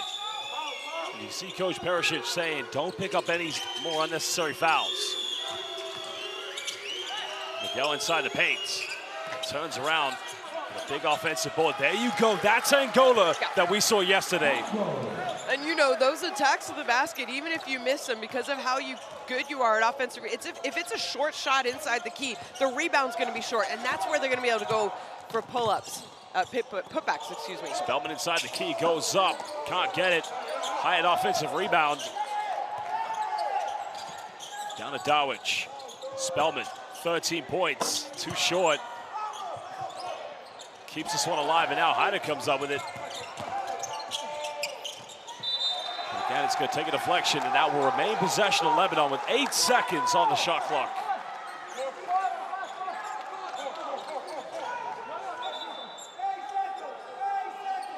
You can see, great job by Jilson Bango. Not much else Lebanon could do in that situation. Deep in the corner. Time winding down. Haida's got to force up another 3. And again, 3 3-point attempts to Lebanon. Nothing dropping.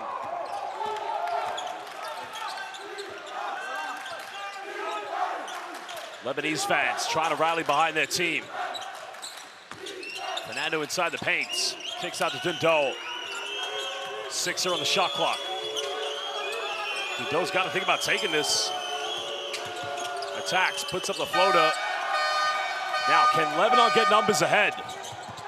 Finds Hayat. Dawish, one more. Spellman. This is good defense by Angola. Well, now 3rd attempt for Spellman. 3 is up, but again, it's all too short. And here comes Angola. They've got the numbers. Bango goes in, gets the and 1. Joseph's going to the free throw line for the potential 3-point play. Well, what a difference this man can make to the team. Of course, he'll be playing in this arena next year, Shona, when he plays for a very big team in the ACB, Zaragoza.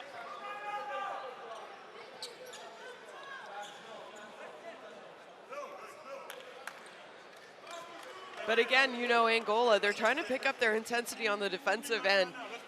And I think they're being a little bit over intense because they're giving up open looks. They've got lucky on the defensive end. Spellman, he's had 3, in my opinion, he's had 3 wide open looks this quarter already. I think a little bit short here for Amari Spellman. Just needs to try and get his legs under a shot, but of course this man has done a great job of, you know, really doing a good job of keeping himself in good condition, especially this year in the Korean Basketball League. And, you know, since we've seen him, he's been in great shape. You know, he's played well here for Lebanon.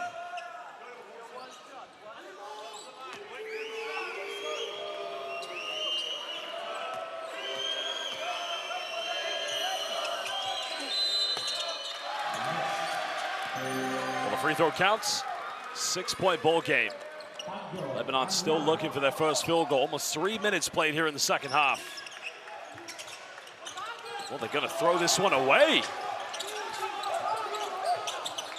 And now Angola. Chance maybe to cut it down.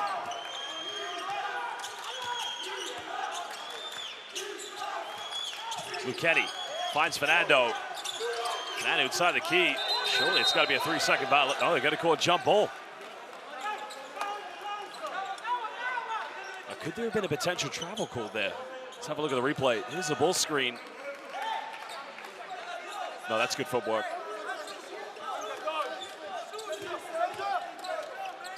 But only 6 seconds left here on the shot clock for Angola.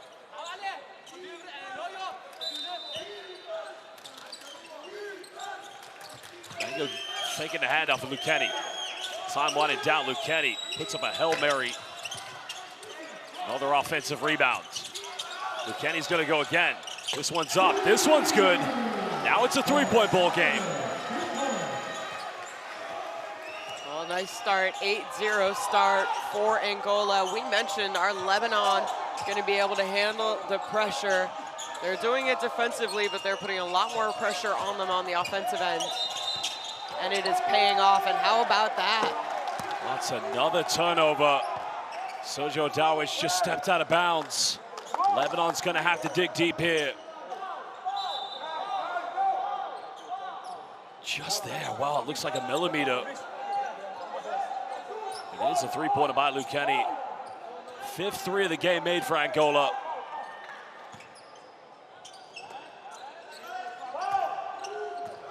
Remember, Ali Mansour has 3 fouls. He cannot afford to pick up another one here in the third.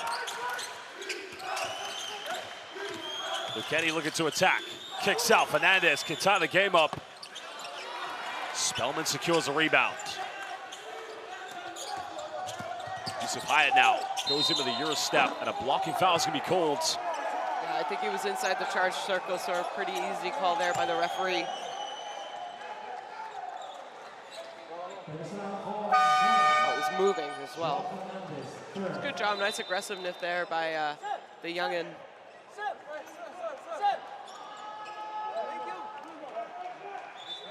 Well, Yusuf Hyatt, well, Pep Claros can't quite believe, but as you said, you know, he wasn't quite set to initiate the charge. So Mansour's going to come out of the game here for Lebanon. Darwish will stay in the backcourt. And Yusuf Hyatt now chance to put some points on the board here for Lebanon in the second half. Lebanese fans watching on with it, the pride, the passion. Yusuf Hyatt just coming off the back of playing with the University of Michigan, but, you know, is now transferring to Bowling Green, I believe it is, where, and if they win this game, history could be made. Why do you tell the viewers what could be made? You know, there's a coach player on the Bahamas who, I wonder if he recruited Yusuf Hyatt. So obviously after his time at the University of Michigan, he entered the transfer portal in the NCAA and decided to take his talents, Yusuf Hyatt, to Bowling Green University. So it'll be interesting. It'll be a great storyline for us if we're going to be seeing Lebanon play the Bahamas on Saturday. Miguel now looking to isolate. Penetrates, puts up the floater, gets it to drop. I think Lebanon asking for the interference, but they're going to play on. Very low scoring game, but again, the intensity definitely has matched. One more pass, Hyatt, 3 in the corner, up. That's the 5th 3-point attempt here for Lebanon the second half. Those are tough ones as well because, you know, it's a good high percentage look, but Lebanon, you got to think if the threes aren't dropping, they're not getting many points inside the paint. They've got to find other ways to score. There's the penetration by Miguel, just getting the drop. Yeah, I talked about the 3-point shooting by Angola in the first half and how they needed to be more aggressive, get to the basket. Right now, Lebanon, they're settling for 3-point shots in this third quarter. And they are only 4 of 15, 27% as well.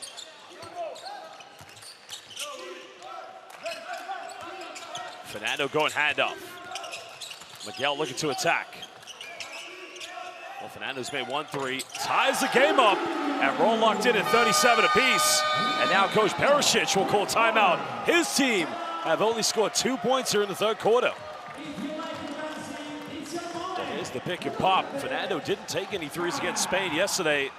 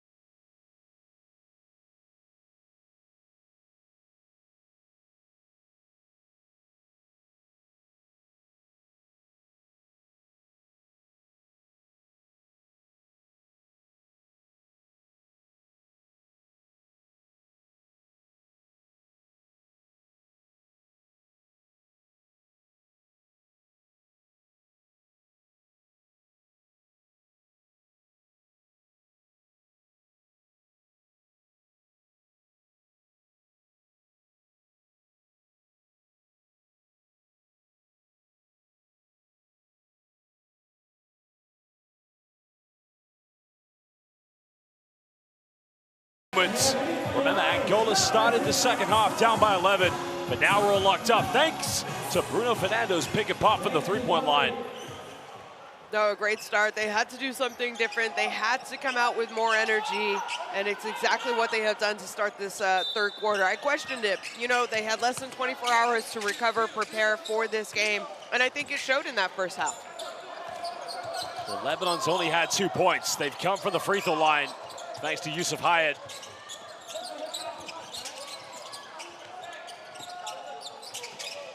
Time wanted down. Chad Khalil back to Ali Hyder. Bumps in the lane. Still nothing dropping. But Spellman getting a big offensive rebound. Darwich got to make it. But Hyder battles. Pump fakes. Got to go up with it.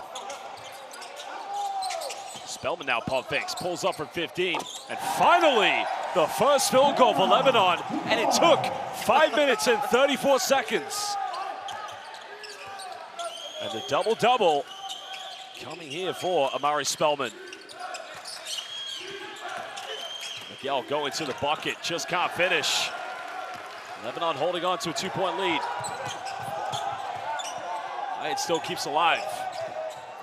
Oh, Khalil just threw it away. Lebanon chance to tie the game up, and they do just that. I think Khalil just had a bit of a blunder moment. Well, now we're going run and gun. Spellman three. Hyatt offensive rebound from the weak side. The foul has been called, and that's going to be the third team foul against Lebanon. Oh, a bit of chaos we have at the moment. It definitely is a little bit of chaos going on right now, but you know what? They're playing for a chance to play in the semifinals and a ticket to this year's Paris Olympics. There is a lot on the line, and I think we're seeing a little bit of energy from Angola, maybe a little bit of nerves, hecticness. You know, not a lot of these players have kind of been in this sort of a situation before. I think the officials now are discussing, was Spellman in the process of shooting the ball when he was fouled? Can they review that? That would be something the officials have to decide, I believe, but interesting. Hai Gyokchan coming into the game, who's naturally a three-point shooter for Lebanon. Played power forward role for Al Riyadi this season. As Yusuf Hyatt and Ali Hyder will take a breather. So Lebanon going a bit smaller here at the moment. Baseline possession to Lebanon.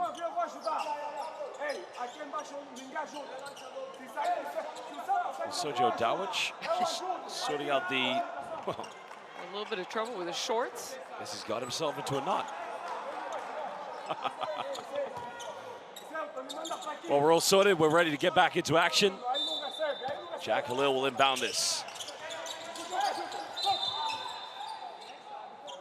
Now, Lucchini's just been given a warning because he was a little bit too close to the baseline. So Lebanon will get this back. Oh, yeah, he was well over the line. I mean, it's excessive pressure, that's for sure. Measure now, coming up one screen. Finds Gokchan. Nice give and go here. The time's winding down. Oh, good defense. And now Angola, chance to take the lead for the first time. Miguel maybe getting away with the carry. Bango goes up, and finally Angola take the lead here with 2 points. Only 4 points here in the third quarter for Lebanon. This has been a huge turnaround. And Spellman helped them out here. Spellman goes in with an acrobatic, no call. And Angola can extend their lead. Fernando down the middle. Miguel dissects, goes in. Can't get it, but it's an offensive rebound. Fernando down the middle, good night. Well, Bruno, big man. And they're doing it inside.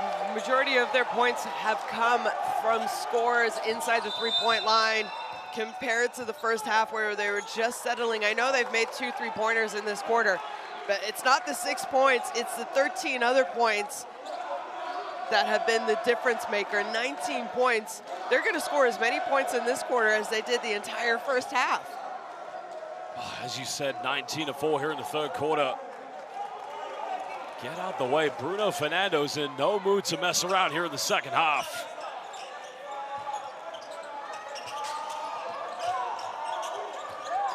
You can see Lebanon having to really work to try and get the ball inbound. Oh, Darwish goes in. Nice finish. That's much better. But again, Angola pushed the tempo. Miguel looking to attack, goes in. Foul has been called. So 2 free throws coming up for Miguel.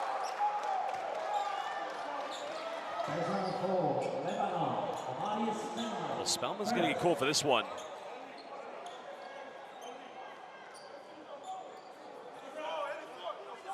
Spellman trying to argue his case, but Spellman trying to say that Miguel had an elbow. Look at this take here by Darwish.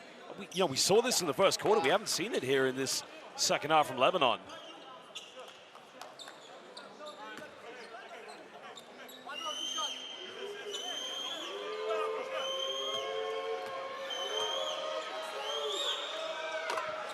Well, Miguel makes the first free throw. Can try and extend this to a 2-possession lead for Angola.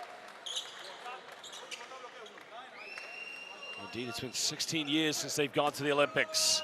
16 years. And almost over a decade since winning the FIBA Afrobasket. But he missed the second free throw.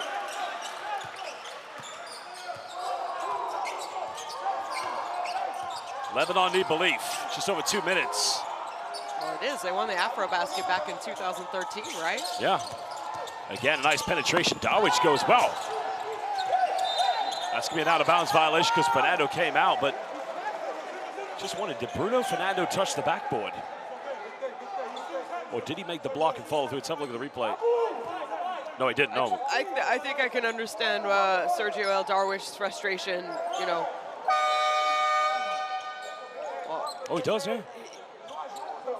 The ball leaves his hand. I'm not sure he would have made the layup anyway, but he did kind of get hit in the back of the head a little bit on the end of that layup. Also, it's a very interesting rule because the defender, it doesn't need to necessarily be interference. The defender touched the backboard. As you said, no, yeah. The ball has to be coming down. And has to be in some interference, of course. So 6 seconds on the shot clock for Lebanon. Spellman got it by Gilson Bango. Mid-range.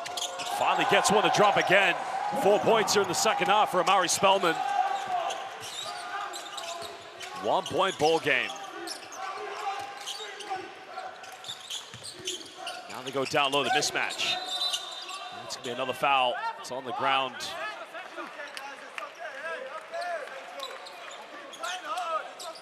Well, Darwish is trying to say that's a travel, but Fernando, let's have a look at the replay.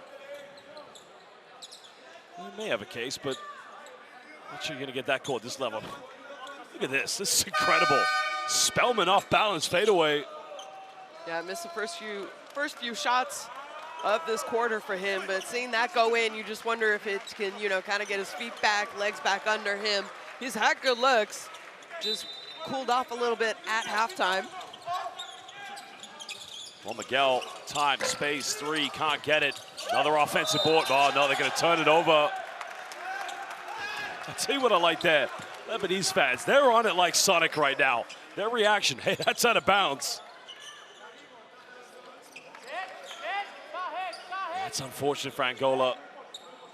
But Lebanon with a chance to retake the lead. 1:40 to go in the third quarter. Spellman coming over the ball screen. Dowich. Congestion a problem now for the Lebanese players. Crosses over, goes in. He'll go to the free throw line. Now, again, 2 big plays from him. Dissect, well, 3 big plays actually for that matter. Staying aggressive, trying to get to the basket, drawing the foul here.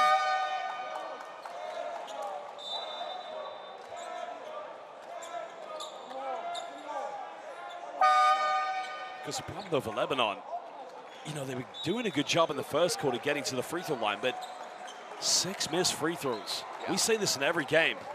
You've got to go to the charity stripe and make it count, because this might very well be in the single digits whoever wins, and you know, you don't want to look back and think, hey, we could have gone to the semifinals had we made all our free throws. I mean, you and I covered that game yesterday, Angola, Spain, and at the end of the game, that's what we were saying about Angola.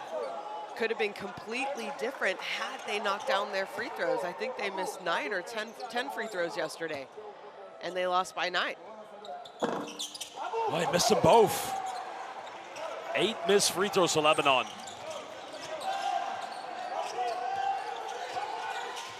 Angola looking to extend that lead. Lebanon wants to travel, but they're not going to get it. Measure now trying to go up against Miguel with the move, too strong now. Could they get something here in transition, but nobody running here with Measure. Gökçen going to try to slow this down here for Lebanon. Dowich, 3 is up. Nothing dropping here from the perimeter. Well, Angola could potentially, well, an unsportsmanlike foul's going to be called against Angola. Let's have a look at the replay. Yeah, it's on De Souza. What a terrible foul to give away. I think it was just unnecessary contact by De Souza. You know, it's a physical game, it's an emotional game, but you gotta keep your cool. That was just unnecessary. I mean, it wasn't even like a, yeah, if you're very familiar with the late 80s, early 90s, and you remember watching the Detroit Pistons, you know, Bill Laimbeer used to say, love tap, or Rick Mahorn used to say, if you're gonna foul him, foul him. I'm not saying do that at this level, but right there, it's just like you've gone with your elbow. It's such a cheap shot, so unnecessary. Unnecessary, like you said. Again, I'm not trying to condone if you're gonna foul someone, foul them hard. I would never say that, of course, but I think a double technical is gonna be called. No, I think the bench is getting a warning about their players standing up, so I think the next time it happens, they're gonna get given a technical.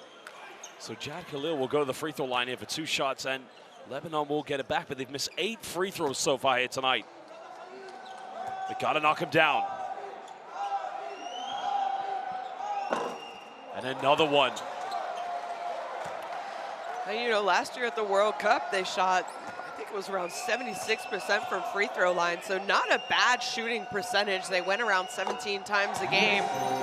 So really here today, struggling from the stripe, 61%, 14 of 23 on the game from the charity stripe. Well, potential 2 for 1 here for Lebanon. 46 seconds. Angola don't want to give any more fouls away. And not a full 24 here for Lebanon either. Hyder in the paint. Well, the double team came in. But now I think, yeah, technical here against Ali Hyder. Both teams losing the emotion here at the moment. Well, I think you knew that one was coming when he shouted ref, ref, ref. Let's have a look here. Here's the defense by Gilson Bango. You know, you can understand his frustration, but, you know, a semi-final place is on the line this game. Lucchini makes this one for Angola. Angola, on the other hand, they've only taken 7 free throws, but they've only missed 1.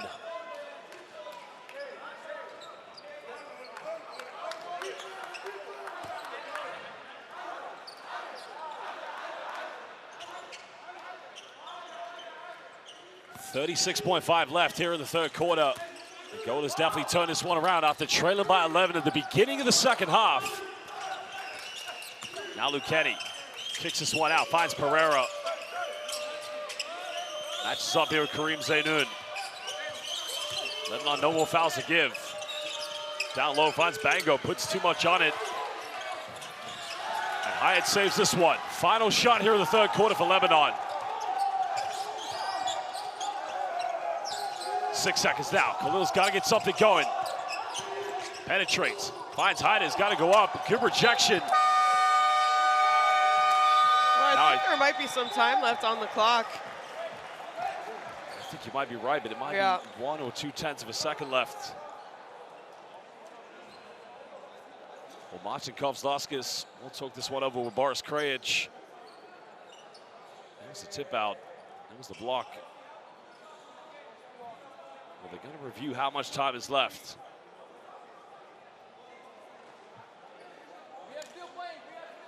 Well, again, our 3 referees. We have Juan Fernandez coming from Argentina, Boris Krajic from Slovenia, and Martins Kovzlaskis from Latvia. So 3/10 of a second left. It's going to be a baseline possession to Lebanon. Angola don't want to foul, Shona. Well, maybe they do. I mean, 9 missed free throws. We saw Eric Gordon from the Bahamas score with, what was it, 0.3 seconds left? No, on and out of bounds. And he dunked it. And he dunked it, yep. Khalil will inbound this. Finds Hyatt, and that's not going to drop. Good defense by Angola. And that is the end of the third quarter. They have turned this one around with a 12-point turnaround. But the Lebanese fans not giving up hope. The Angolan fans, all of a sudden, rejuvenated with belief. I don't know what was said at that halftime by Pep Claros, but this team, they came to life. Not sure if it was said or yelled, but I agree with you. The Angola, this is the team that we saw play yesterday. Good job by Lebanon, because Angola, you know, they had 21 points with 2 minutes left to play, and they stayed at 21 points. So they didn't score in the last couple minutes of that quarter, but a 21-9 quarter. Lebanon now trailing by 1. And all the energy and momentum has just completely changed.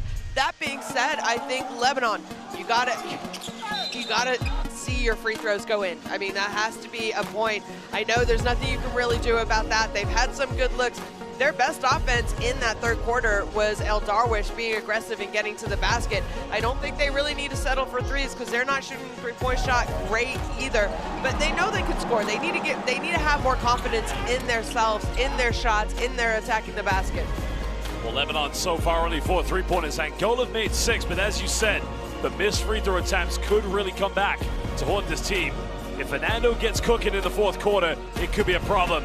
But Angola, again, and Lebanon, the winner of this game will book themselves a semifinal matchup with the Bahamas. Sergio Darwich along with Amari Spellman, the 2 players that, you know, were able to get on the stat sheet here for Lebanon.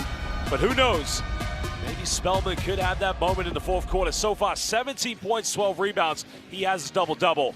Basketball fans, use that QR code and download Courtside 1891, the home of FIBA International Basketball. Download it today. Yeah, 17 points, 12 rebounds. Cooled off a little bit in that third quarter. Saw his last baseline shot go in, went to the bench, got some rest. You know, if Spellman's feeling it, I think he's going to play the last 10 minutes here today. Well, Karim Zainoun will be in the backcourt along with Jad Khalil. Spellman back in with Yusuf Hyatt and Hai Gyokchan. So, only Hyatt on the bench. Well, that was a tumble and stumble, but 10 minutes left. Who will go to the semis?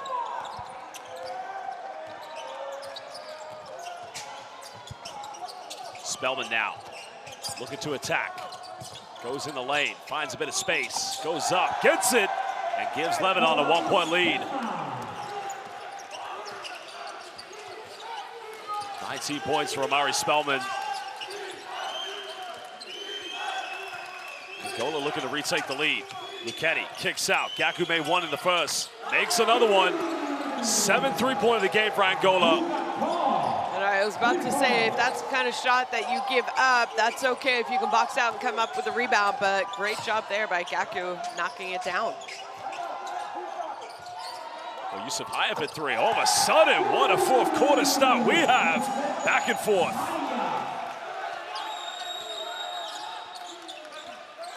Both teams exchanging field goals early on. Lebanon going to have to defend this pick and roll. High Gakchak closing out here against Gaku. Gaku trying to go in for the post-up. Pereira, he'll fire the 3. And a foul's being given against Karim Zainoun.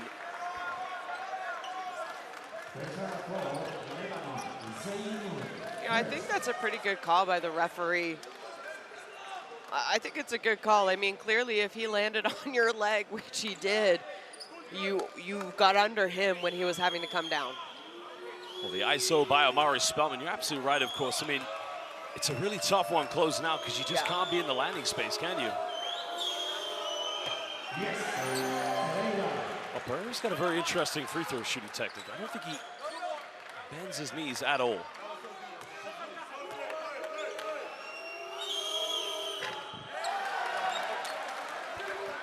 Still has a chance to give Angola a 1-point lead.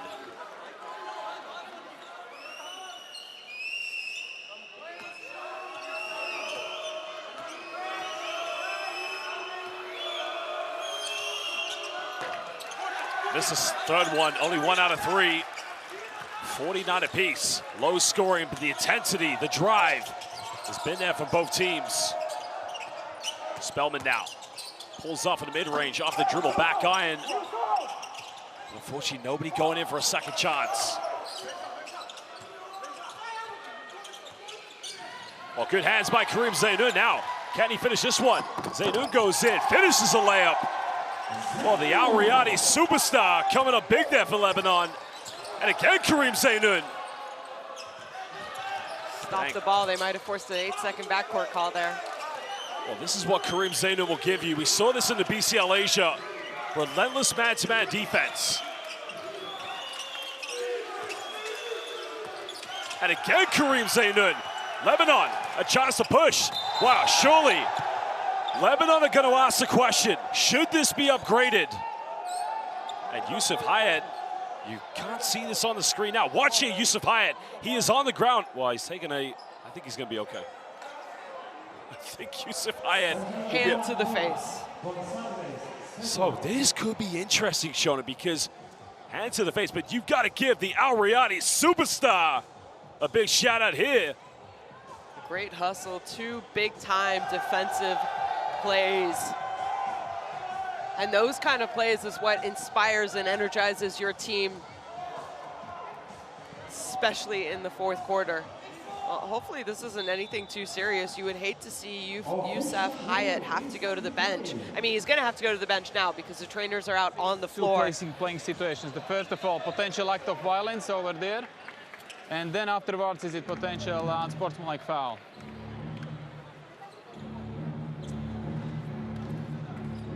Okay, this is, let me see from that angle, yes. Go way back. Okay, let's go.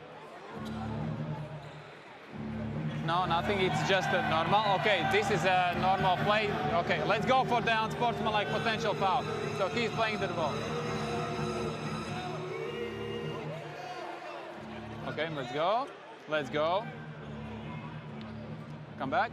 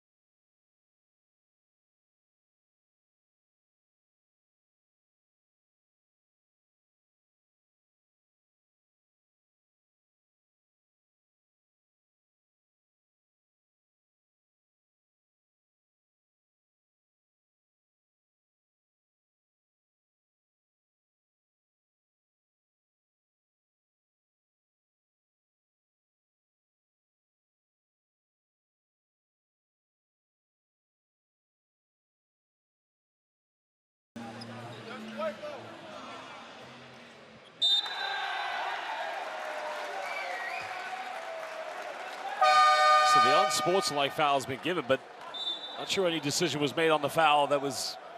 Yeah, I think they said it wasn't an act of violence. So it's interesting because I guess the difference with the Bruno Fernando foul was the elbow had made contact with Ali Hyder. That's why they had to upgrade it, but 2 free throws now for Kareem Zainoun. And now he makes the first one. Well, this is either going to make or break Angola, depending how they respond.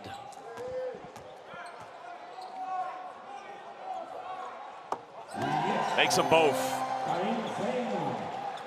Lebanese fans now, all of a sudden, oh, Yusuf Haya looks like he may have just picked up a shiner there on the left, his left eye. I think it's already starting to swell. You know what? That's a battle wound. Yeah. Khalil now, well, had the layup, didn't go for it. Zainoun, big 3, can't get it. That was a good look. But a tentacles can be called against Jack Khalil.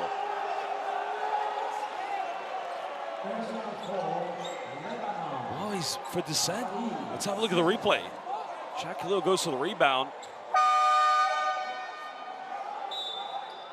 Now, what about here? Is this an elbow?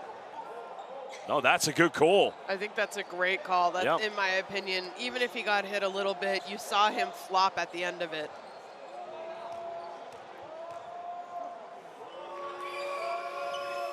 Well, Lucannon at the free throw line.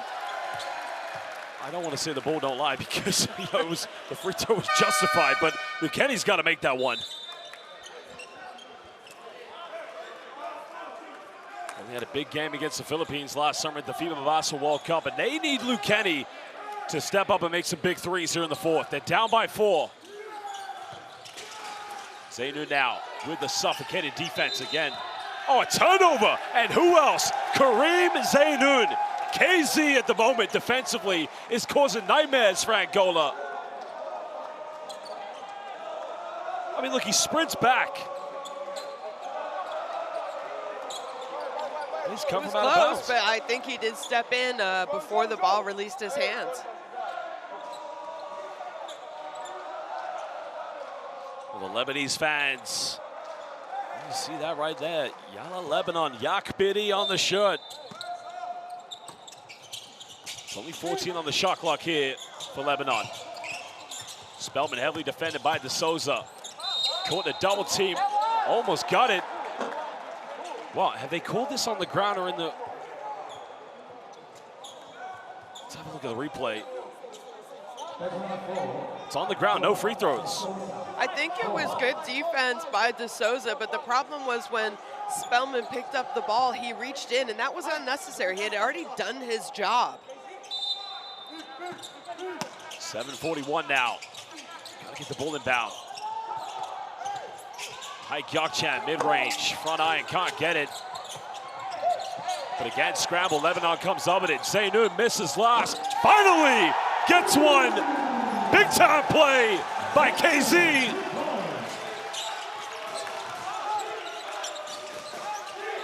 Oh, Zainoun again, just becoming Lucannon, and that's a big response by Angola. You gotta love the tempo of this game. Both teams firing back and forth at each other. It feels like we're in the final minute. We've only just played just under 3 minutes so far here in the 4th. Darwich still with the ball in his hands. Zainoun penetrates.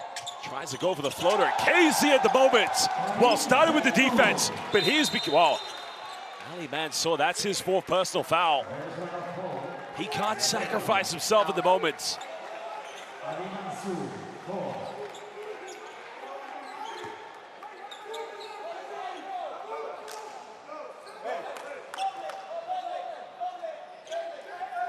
That's how, look at this. KZ at the moment. Coming up big here in the 4th quarter for Lebanon. 6-point ball game. Angola's got to hang in there. Lucannon off one screen. Finds Dundole. Now another penetration. Well, Daingo made one yesterday. Can't get this, but De Souza gets the offensive rebound. Hey, she thought the shot attempt was bad, but they forgot about Silvio. Yeah.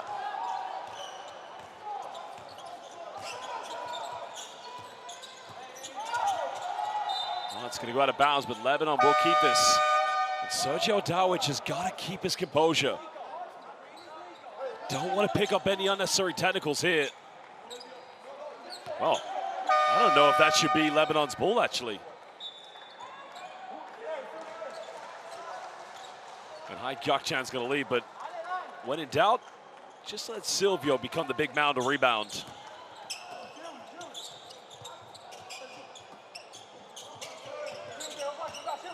Dawich now looking to attack. Nowhere to go here. Finds Haida. Good defense by Angola. Under 6 minutes. 4-point ball game. Finds De Souza, goes in, but he can't finish. And Manso comes up with a loose ball. Lebanon trying to go in transition. Spellman, Hail Mary. Oh, baby! Omari Spellman, one more time, and he goes to the photographers. I just made one shot. You take this one and put me on the socials, baby. Well, we talked about that big third quarter by Angola, 21-9. How about this quarter by Lebanon, outscoring Angola 17-9? And you know what? A big reason for that has been the defensive effort, coming up with steals. He wasn't credited for all the steals and touches he created, but Karim Zinoun has been excellent in this quarter. Well, again, KZ, in my mind, has been the unsung hero because, you know, all the pressure's on Omari Spellman to lead this team. No wild at Akchi. Well, let's go and listen now to Pep GLaDOS. Well, my apologies, fourth quarter, of course, big action coming up, but, you know, no wild at Akchi, no Amir Saoud, the Prince of Lebanon. So everything, if it's not on Yusuf Hayat, you know it's going to be on Omari Spellman. And KZ, the man who won the Basketball Champions League Asia with Al Riyadi, the greatest club team in Asian basketball right now, he has come big, not only on the offense, but shown it's been on the defense. Yeah, it's been on the defense. His defense has created the offense for them, and just a great job. I actually thought coming out of that third quarter, going into the fourth, Angola, they had all the momentum, they had all the energy. It felt like the tides had changed, and I didn't know how Lebanon were going to be able to react, but boy, it's their bench players who are coming up big for them. And it's not over, but they have to be feeling comfortable with where they are right now, especially after their third quarter. Well, right now, Angola, they've got to be collective. Omari Spellman, 22 points, 12 rebounds. And let me tell you, that isn't even a regular day at the office for this man. NCAA champion, drafted in the NBA, had his time, but now making his trade in the Korean Basketball League. 5:44 to go. It's only 7 points. Angola, they've got to remain composed. Remember, Ali Mansour does have 4 fouls. With Kenny off one screen. Well, they're gonna find Fernando. Fernando goes in, down low, and a good response there. That cuts it down to 5 points. Yeah, I thought they could have hit Bruno Fernando earlier in that possession on the short corner, but nice find and nice unselfishness by Fernando. Dawich now loses his balance. Finds Mansour. Now we're under 10 here on the shot clock. 6 seconds left. Mansour twisting, turning. Finds Spellman. Outside, Dawich, another big three. My goodness gracious. Good night. Well, not quite yet, of course. But everybody's getting in the mix. I think El Darwish is hurting a little bit, though. I'm not sure if he twisted his ankle when he slipped. Oh, again, they're going to throw this away in Lebanon. But why are they throwing it away? Because of the great defense by Spellman. And you alluded to this. Dawich hit. Now, I think he may have hurt himself on the previous play, but you said this in the first half. Why are Angola not going inside the paint? Because they are finding it tough to break down Omari Spellman. But this is a good play, finding Gilson Bango. And Sergio Dawich has left the game. Yusuf Hayat is back in.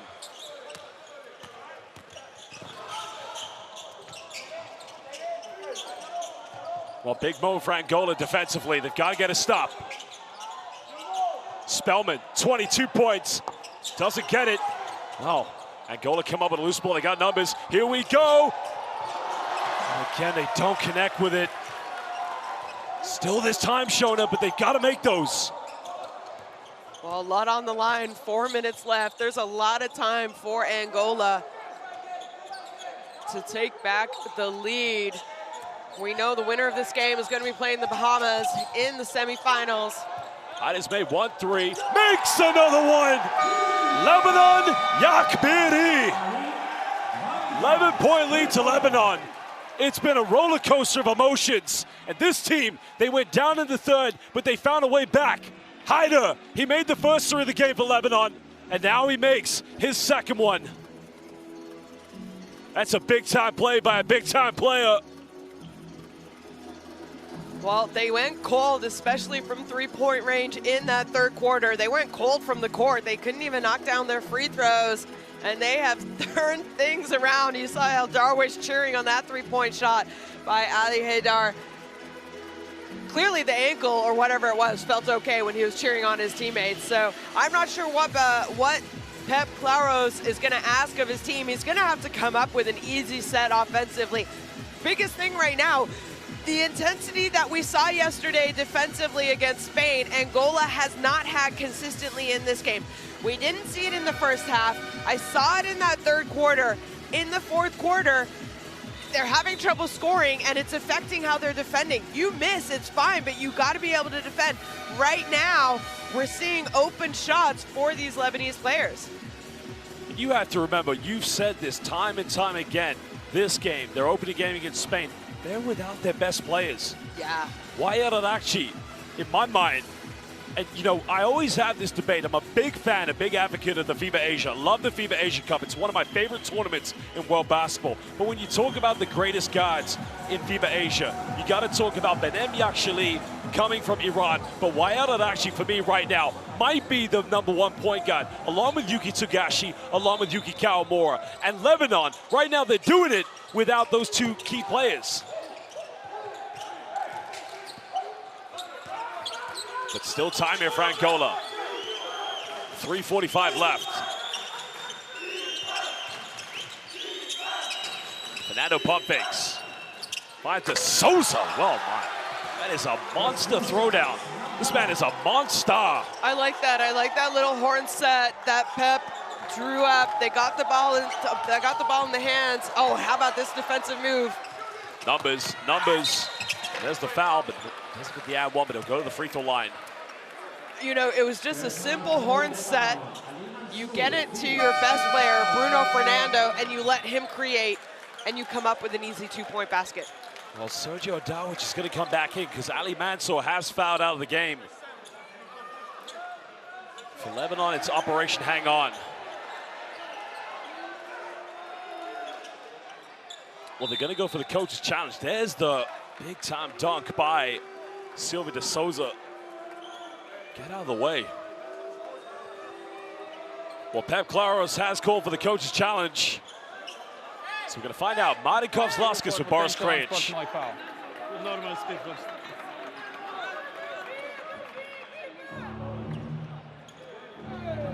Okay, back. So we can say, okay, let's go. Normal speed? Go in the normal speed. So defender is...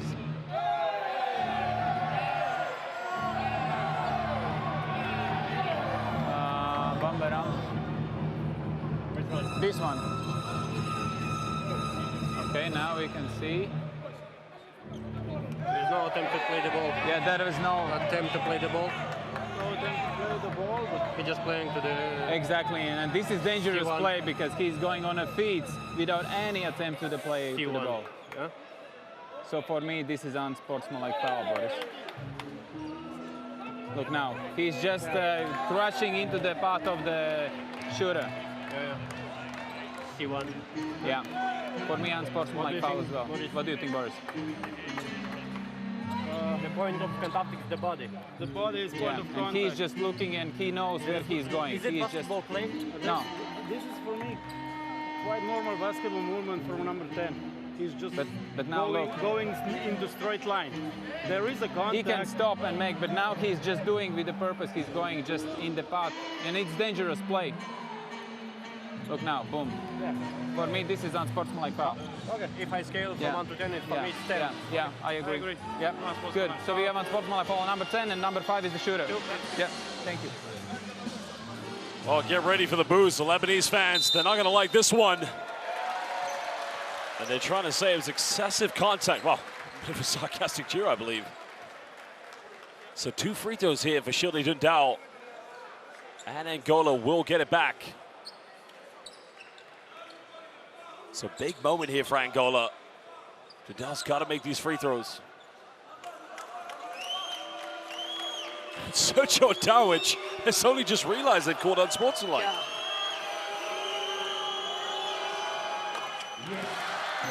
Well, if there was ever a time to make a free throws, now is that moment here for Angola. They've missed 4 this evening so far, but they've made 7 out of 11. Makes them both. 4-0 run for Angola after trailing by 11. They've got to dig deep.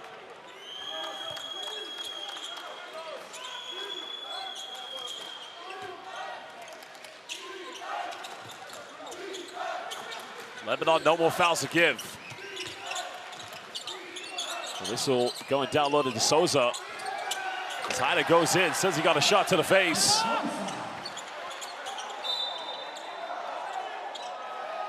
I'm not sure what happened there. There was a seal-off. I think he tried to kind of go for the steal. No, maybe he got poked in the eye.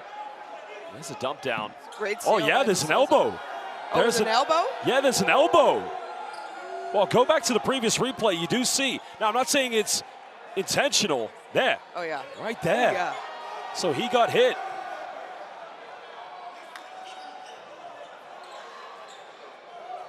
So Martin Kovzlaskis is calling both Boris Krajic and Juan Fernandez. But there is definitely an elbow. We're going to have to get an explanation of violent movement, I think, after this game. They're not going to review. Not going to review it, no. Okay.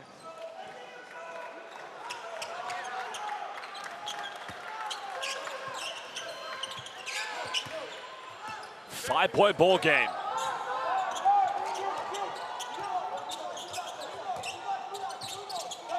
It's been a 6-0 run here for Angola.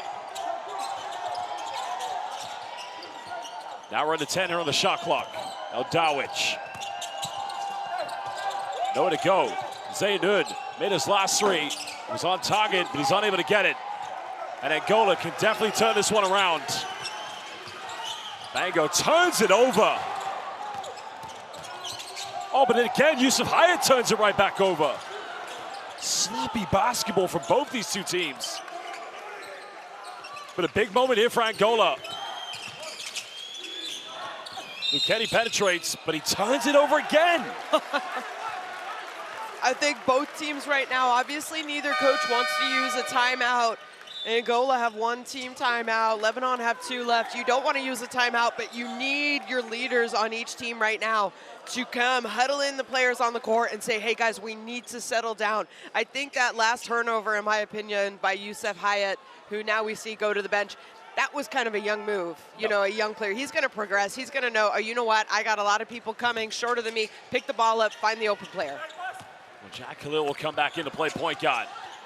Kareem Zaynud and Sergio Dawich in the backcourt here with Lebanon.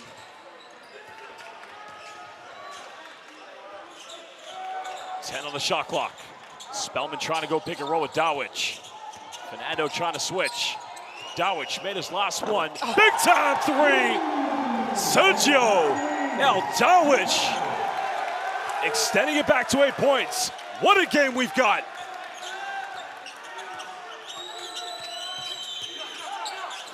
But Fernando can respond, can help him out.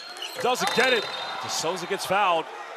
And you know what? That's not a bad foul because he's not the most consistent free throw shooter. Yeah, I like that foul. I like that foul by the veteran Ali Hadar. He knew that he had given up position. Well, it wasn't even really his box out. Just a great job there. But look at this.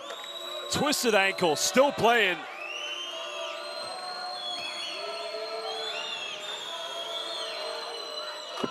Well, he proves me wrong. Big job here by Silvio de Souza. Got to make your free throws, and he's doing that right now.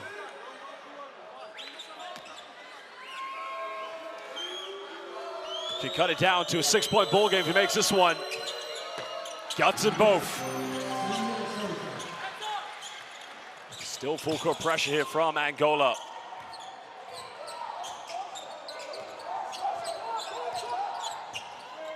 Now Darwich looking to attack. Finds Zaynun. Zaynun now pulls up for the mid-range, doesn't get it. And Angola gets a rebound. They needed to take a little bit more time off the clock on that last possession. Try and get the ball into the hands. Oh, great defense though. Well, Zaynun's got to finish this one, and he gets it to drop. Kareem Zaynun with the defense by Sucho Darwich. Back to an 8-point ball game. Listen to the Lebanese fans.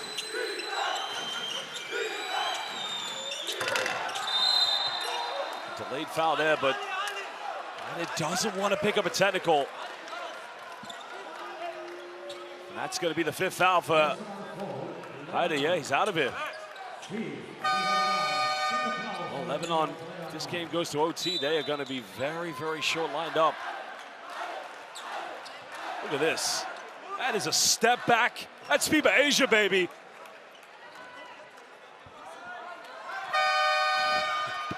Poses the MJ. Little tongue out.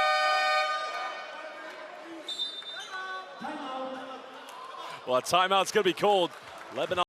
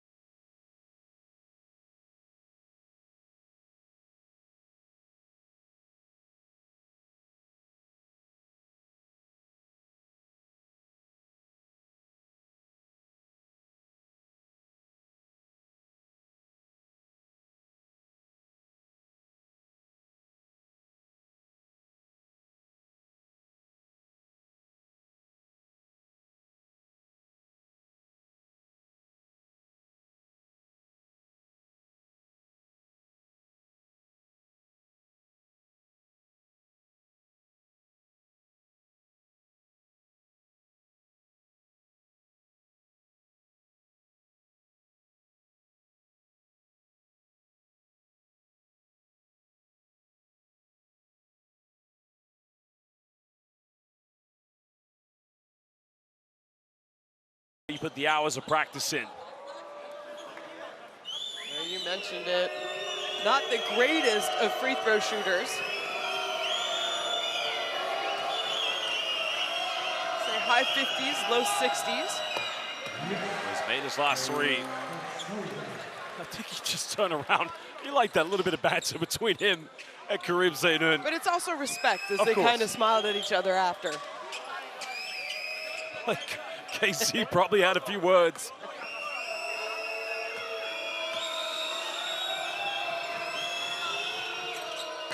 Makes all 4 in the last.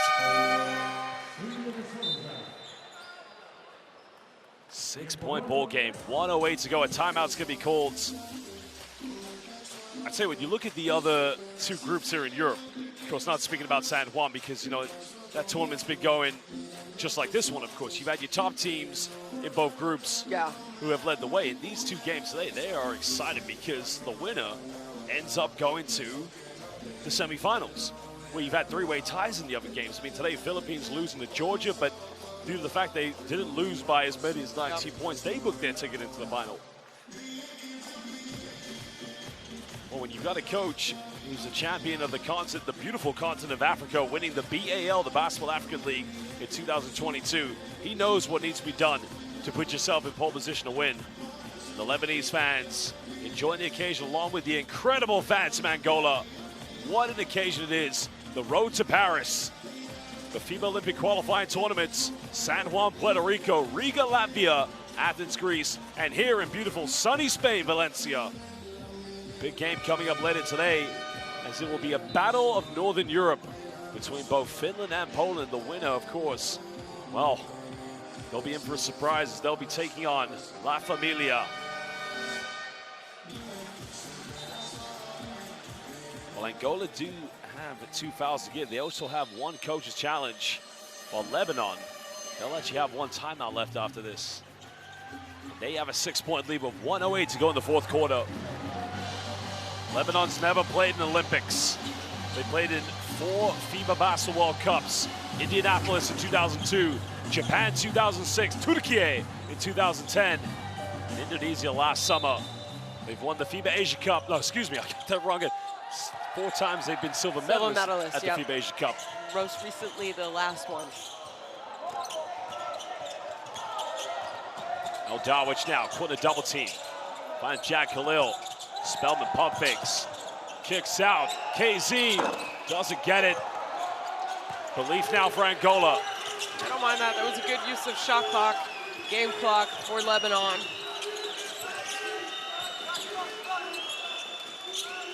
And we find Luke Kenny. Here's a man who can light it up. Now they go to Fernando. Fernando goes in, cuts it down to a 4-point ball game.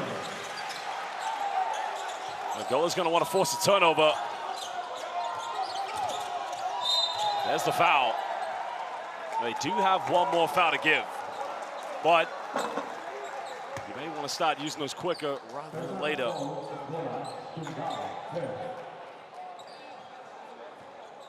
It's quite a hard foul by Shielded in doubt, but you know, that's a good foul, I guess. A nice move by Bruno Fernando. And like you mentioned, you got to foul, because right now you don't want to. Maybe they could have even fouled earlier, as they do have fouls to give. And you know what the agonizing thing for Lebanon is? They haven't been great from the free throw line, as we keep saying. 9 missed free throws. 16 out of 25 this evening. They find Jack Khalil. Happy to let the clock wind down. Well, they force a turnover. That's going to be a kickball violation, and it's going back to Angola with 15.2 left. Now, Miguel's on the ground. He's grabbing his knee as well. I think he might have just fallen. I hope he just fell hard. Knee to knee. Yep. And Pep Claris does have a coach's challenge. I think he will use it, but I would be surprised, Sean, if anything comes of that.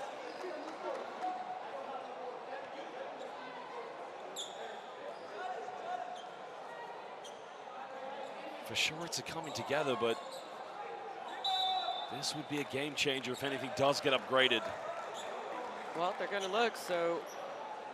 Well, let's listen now to what Boris Krejci.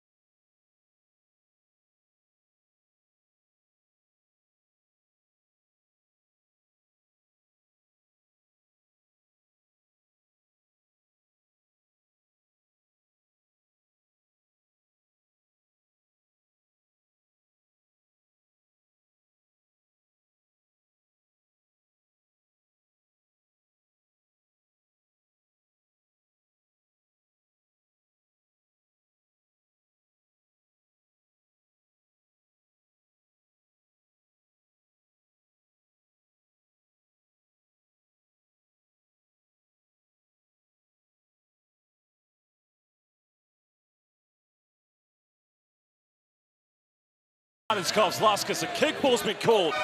Like I said, I mean, it's a coming together, of course, you know? I think that's a good, I guess we could say, decisions. And, you know, this is why I like the review as well. They can make sure that they got their initial call correct. Now, Lebanon don't want to give any fouls here. Angola's got to go quick. Here comes Shilde Dundo. Oh, why? Why? You have no fouls to give. And now you're going to put Angola to the free throw line. He wasn't even really going directly to the basket. That's the unfortunate case of having to defend. Someone so quick. Yeah, I mean, he's supersonic speed. You feel the anxiety for Lebanon. Maybe there's belief for Angola.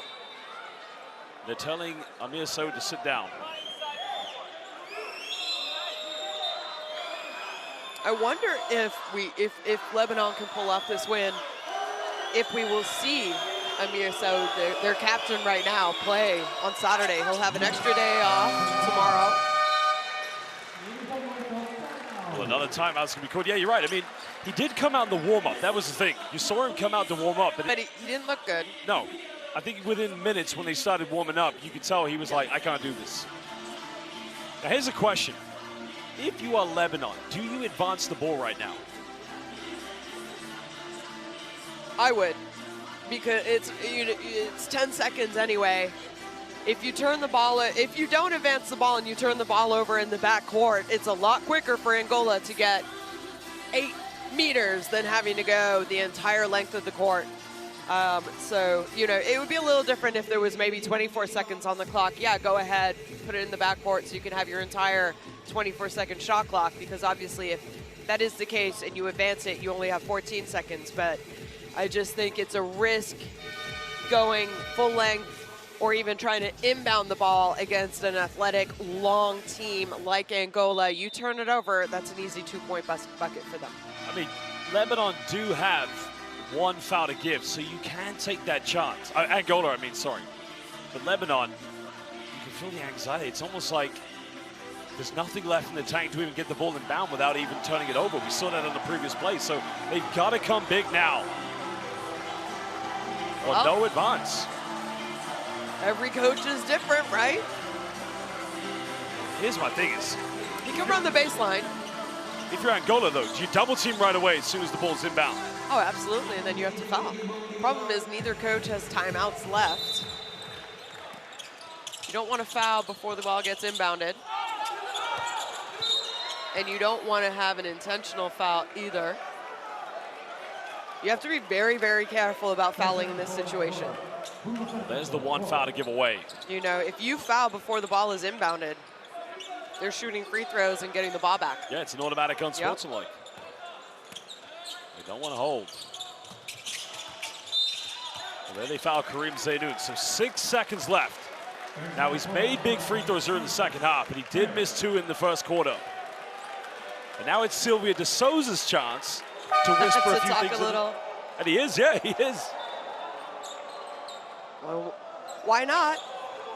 Zaynoun was doing it to him on the other end of the court. And now you hear the Angolan fans. All he's got to do is make them both. Make them both. You go into the semifinals. Gets the first one. That makes it a 3-point game at least. That's the biggest one, right?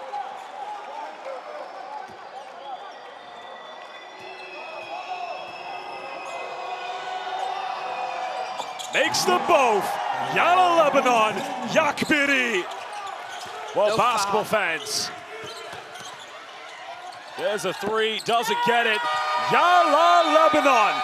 Lebanon Yakbiri. They win this one 74-70 against Angola, and they booked themselves a semifinal matchup against the Bahamas. Well, Shona, what a third quarter was by Angola, but you got to give credit to Lebanon. They dug deep collectively. They did. They scored 30 points in that fourth quarter. They scored 35 points at halftime. They put everything together and had probably one of the best offensive outings I have seen them play in a very, very long time.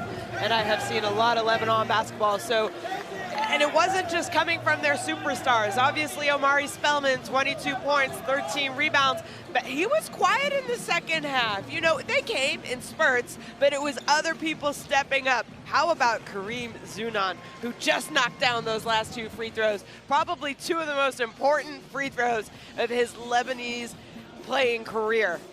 Well, a month ago, he was playing big for Al Riyadi in the Basketball Champions League Asia, where he was a champion. And tonight, you mentioned it, KZ, Kareem Zainoun, of course, in the fourth quarter, well, third and fourth. It started with his defense. He made that effort. And again, that is why they say Lebanon Yakbiri. Big time play by Kareem Zainoun.